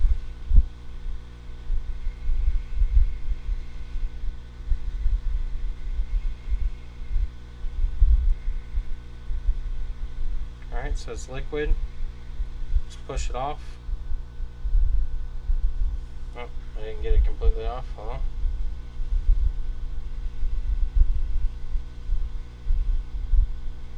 Okay, it's off. Doesn't take very long.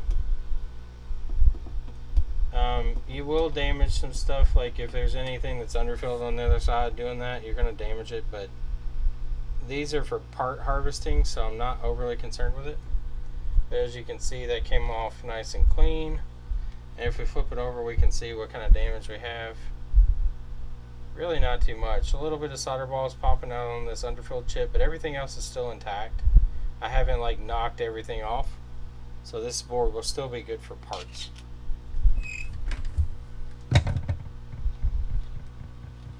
Hey, what's up, Christopher?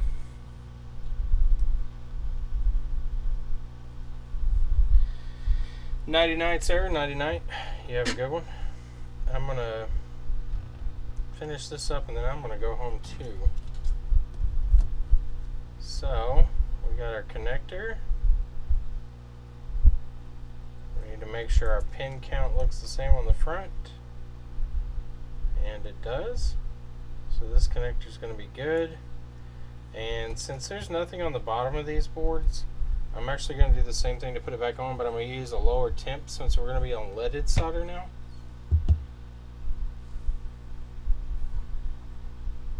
And I'm going to have to watch through the scope so I can see when this melts. I need to tin up these pads a little better too.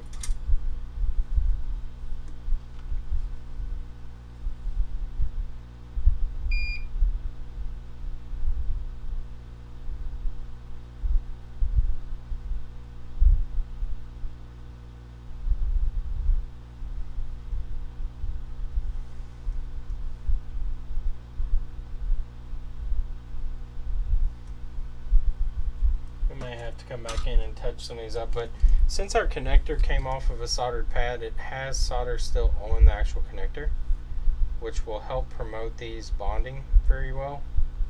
If this was a dry connector that had never seen solder before, it would be much more difficult to get it to seat, but since it was soldered, it should connect fairly easily. Okay, so I'm going to heat it up from the bottom. I'm going to stay on this outer edge some, so try not to heat the board up on the underside too much on the opposite end. I'm just going to heat this until I see that solder go liquid. So there it goes. Oh, I got to reposition it. It didn't quite take where I wanted it to.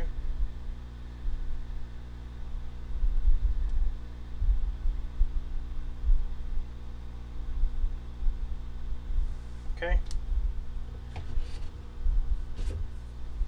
it's pretty close. We got some pins that are a little bit off. I'm going to kind of move this connector to the side a little. There we go. Alright, now I'm going to go through and re-tack those down. This board's going to be warm after that. I'm going to re-tack down those pins, even though it should be soldered. Like some of these may be lifted because there's not enough solder on the pad. Like that one's loose, that one's loose, that one's loose. This back's, that one's soldered, that one's soldered, that one's loose, that one's soldered. So a lot of those back pins are loose. The front side looked like it took pretty well though. So I'm just going to go through here and I'm just going to touch each pin to make sure it's soldered well.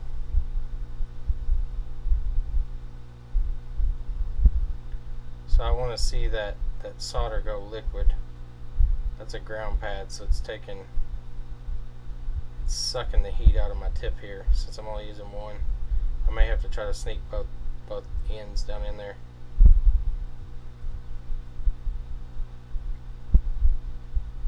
So I'm just going down the line, touching these, letting the solder melt, and I'm watching it go up the pin. That's another ground pad. So some of these I'm going to have to go back with both tweezer tips and touch. And I'm going to do the front also the same way.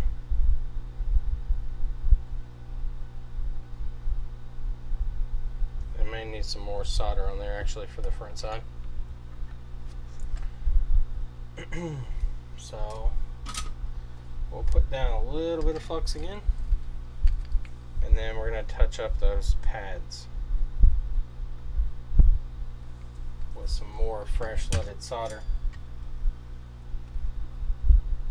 Not a whole lot, just enough to get the tips tinned, and then touch the pad. I want to see it take to the pad and the pin at the same time. Gotta be careful pressing down on that.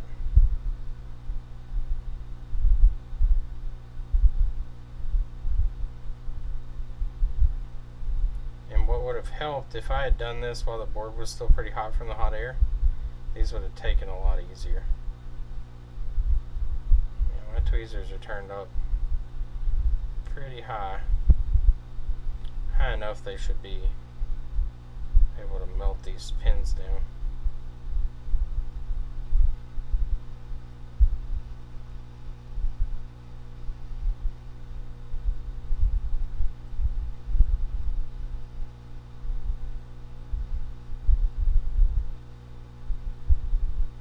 This one here is not taken to it very well. I'm going to turn my hot air down a little bit, and I'm going to come in with the hot air with the tweezers to try to get these pads to take.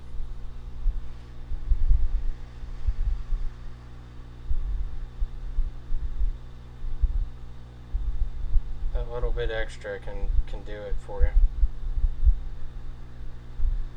I'm starting to melt the plastic. There it goes, it took.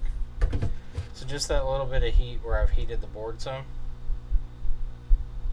was enough to get it to take to that ground pad.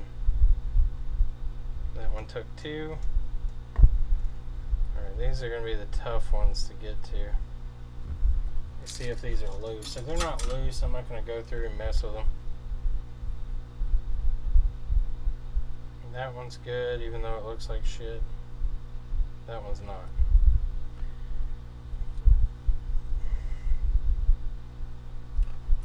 So I'm going to sneak my tweezers down in there, solder that one.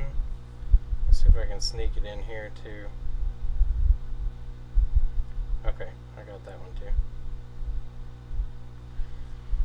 too. Alright, let's clean it up and see what we get. How's everybody doing? Who all's still with us here? It doesn't list everybody that's still watching.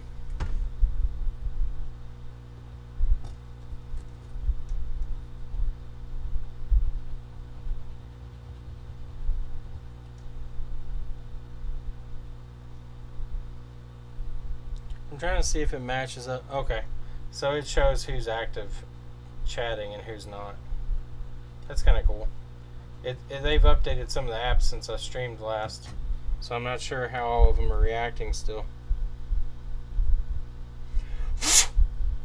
So I'm trying to get all of the flux out of these connectors.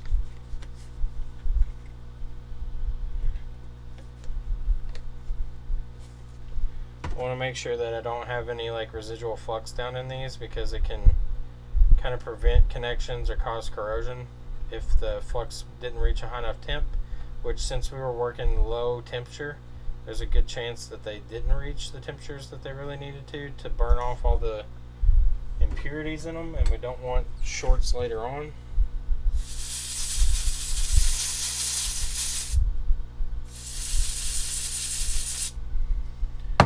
Okay, so that's done. Let's put it back in here and see if we get any reaction on the screen. I'm not overly confident in this, but we'll see. That's the only obvious damage that I can see on this thing, so if it's something else, I'm not sure what else it would be other than there was a board problem initially and this was just secondary damage. And if that's the case, we'll have to pull the EMC off this chip or off this board and we'll read it directly.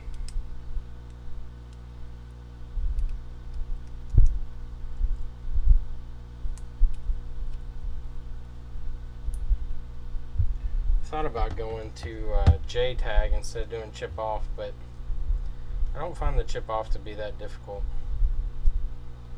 We have a fairly high success rate.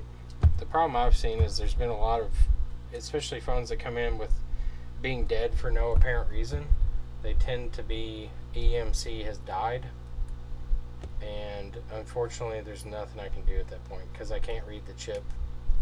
It doesn't recognize. Those are a little scratched up where you can see where they were moving those pins around.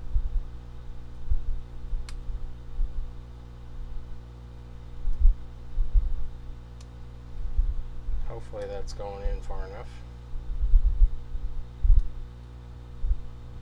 There's no like sure locking mechanism here.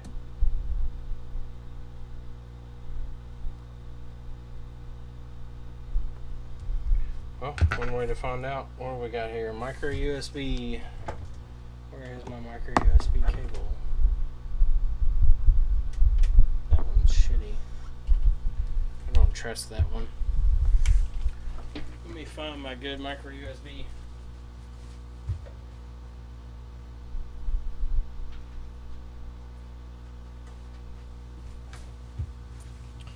Alright, let's see. This iPhone is charged enough. What kind of amp draw did we get? Did we get an image?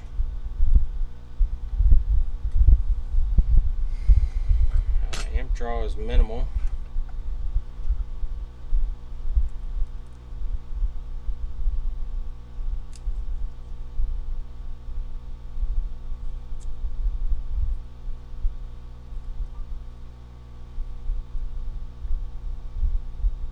It's kind of all over the place, like 50 milliamps. It's not very high.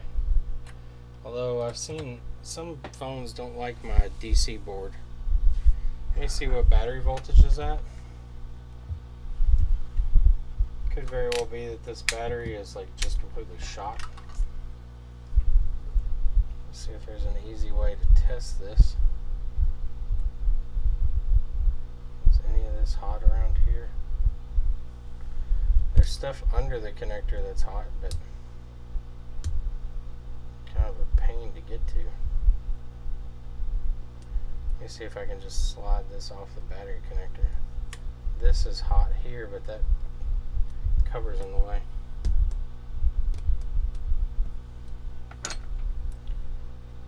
See if I can separate this shielding from the cable itself. It's really glued on there. Alright, so I'm just going to bend this back.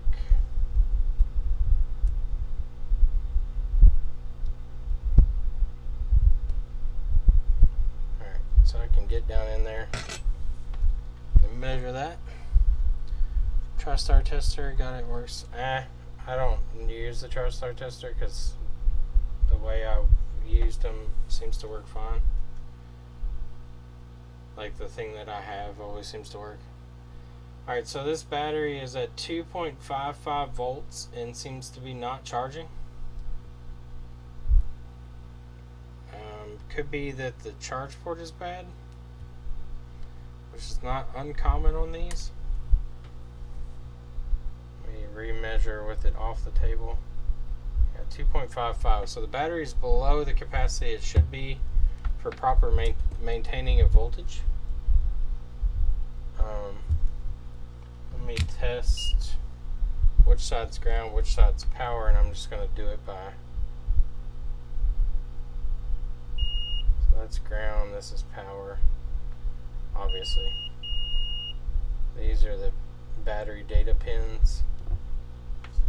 So I've got a pad here to solder to and two pads there. I'm just going to hook this up to the DC power supply and test it.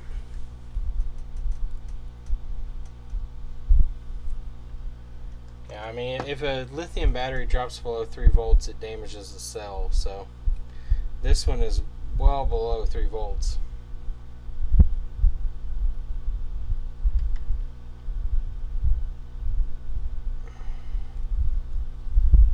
I don't know how they said this thing was reacting to anything, because it's obviously really dead. Unless this was just a long time ago when the battery was still charged. I guess maybe that's the situation, but so I need to put a little flux down there. Make sure this is a good solid connection. Just a tiny bit of flux.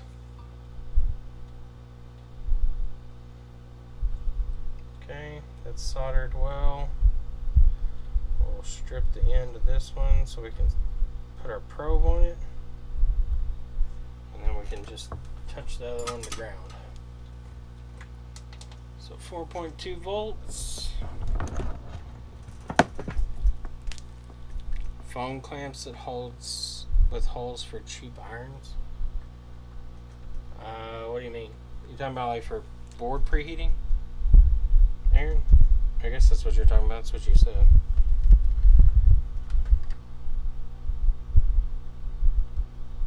Okay, 4.2 volts. There's no short. Where's my power button at? It's on the top on these. So I'm going to hold my ground. Let's see if we get any amp draw. Yep, we get amp draw. Looks normal. Oh, I didn't hold it long enough, evidently.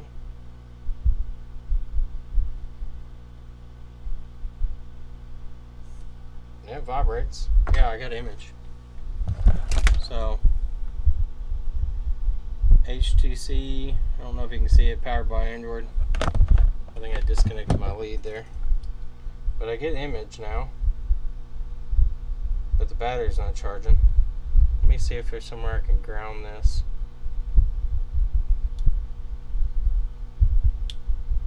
Without having to solder another wire on.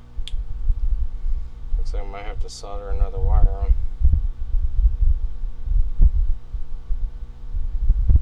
These gator clips are not good for the small stuff. You can't grab on anything. Alright, so I'm going to do this again so you all can see it. I'm going to press the power button.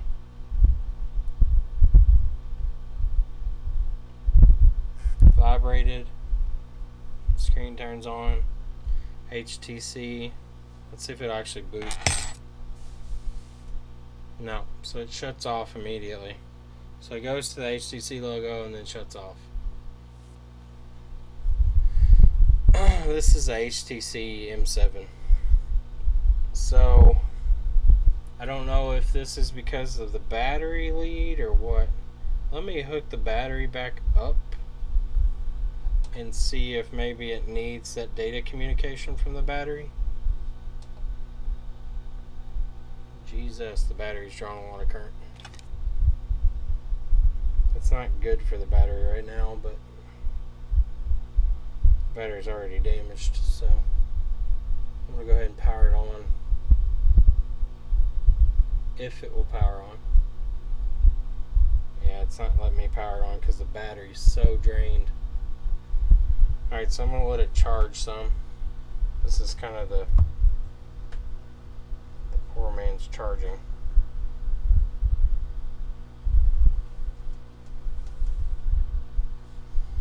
I'll make sure this isn't touching.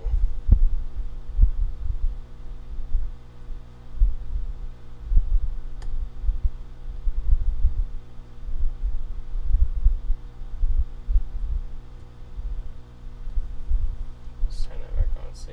Yeah, it's still drawing current.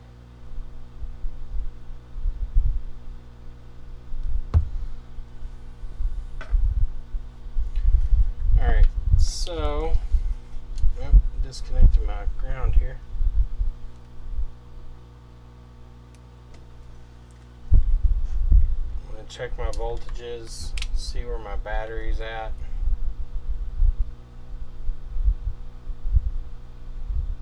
It's at 3.4 and rising.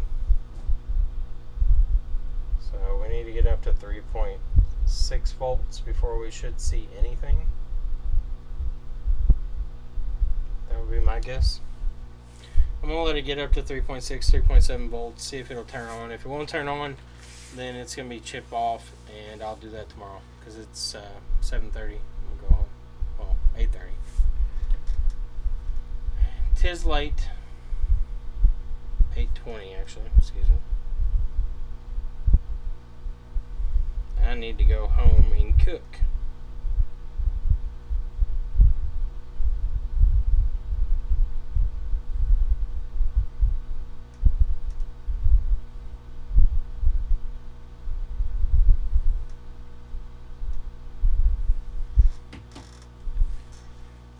Alright, let's see where we're at now. 3.53 volts. Getting there. Don't charge batteries this way, by the way, because I'm kind of just brute forcing this battery. This will damage the cell for sure. lithium batteries need to be charged a certain way. This battery is below capacity, so it's already damaged. And I just need to get it up enough to where it can turn on. It's at 3.5, 6.5, 6.6, 6.7, 6.8. So it's almost up to 3.6 volts. New shop's going good. Mike has been down there. That's why I haven't really had a chance to stream. But it's been doing well. It's stressful. 2 stores. Lots of stuff to do.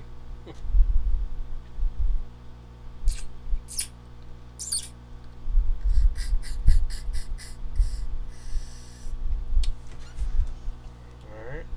I don't have much faith that this is going to work any different, but it's worth a try. So it's at 3.6 volts now. And still climbing. Let's see if it acts any different to the prompt to boot. The voltage being so low, it's probably going to drag it down below the threshold. No, it vibrated. So it's trying to turn on. Let's see if it does the same thing.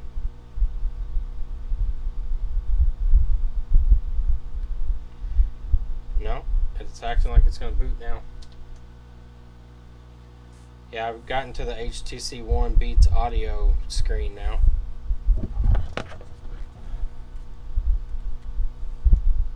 This is different than the first screen. So it should go to a different screen here in a second. Kind of turn it so you all can see the whole thing. These phones, if I remember, take a while to boot. Okay, screen just brightened up.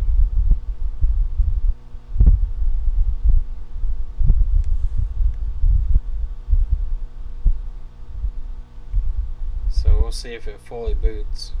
Screen dimmed. The buttons are now lit up. We're getting a red flashing light at the top of the phone. Yep, so it booted up. There we go. So we can pull data off this phone without having to chip off. I'm going to go ahead and power it off. Make sure touch works. It says battery low, 1% remaining. We know. Power saving mode is on.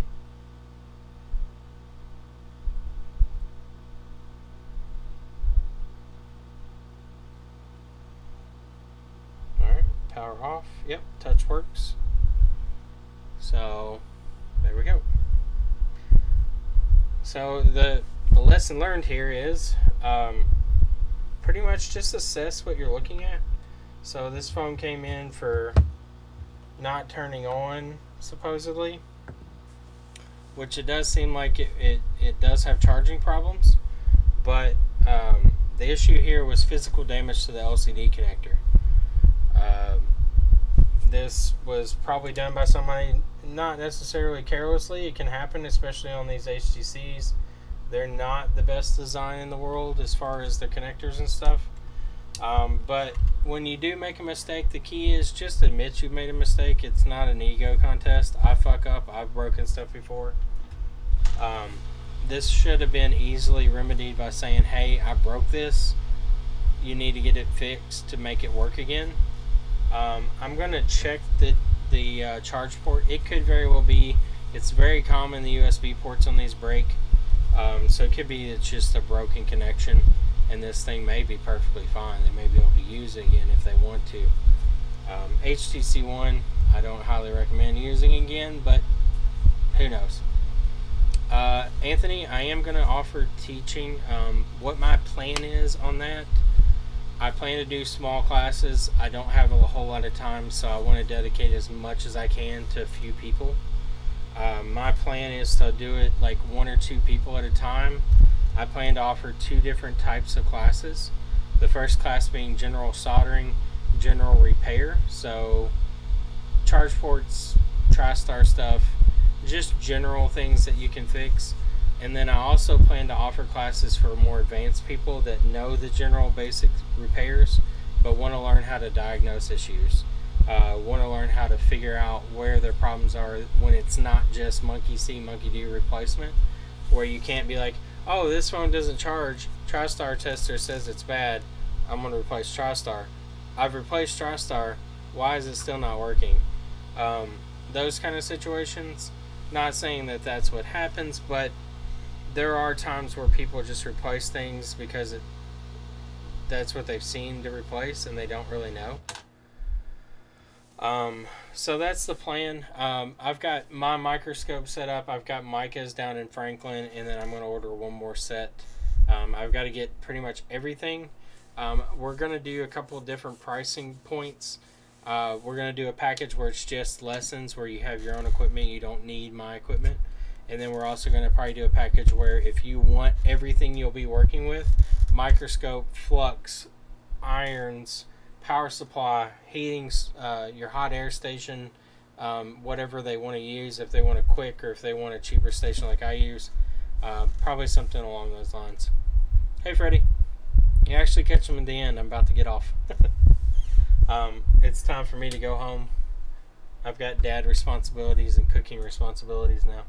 I'm going to let this phone charge and get the battery up a little bit before I leave here, and then I'm going to charge it again in the morning and check out the USB to see if I can get data off that way. If not, this does have an SD card in it, so I can dump everything to the SD card, that text messages, stuff like that, like contacts, photos, anything like that. But it's really cool to see you all. I appreciate everybody that's been asking. I'm not trying to ignore anybody. I really do appreciate everybody that's been like, hey, when are you going to stream again? I've wanted to over and over. I just really haven't had the time being by myself. But now that Micah's up here some, I can do it. But again, thank you all very much for joining me. And if you have any questions or anything, you leave them in the comments. I'll try to answer as much as I can. And if you have any like board questions and you're friends with me on Facebook or whatever, just hit me up. I'm going to probably do a lot of board repair or board data recovery tomorrow. I've got to get caught up on that. And then I've got to finish mail-in. We're pretty caught up on mail-in. Everything here is within a few days. So everybody have a good night, and I will see you all later.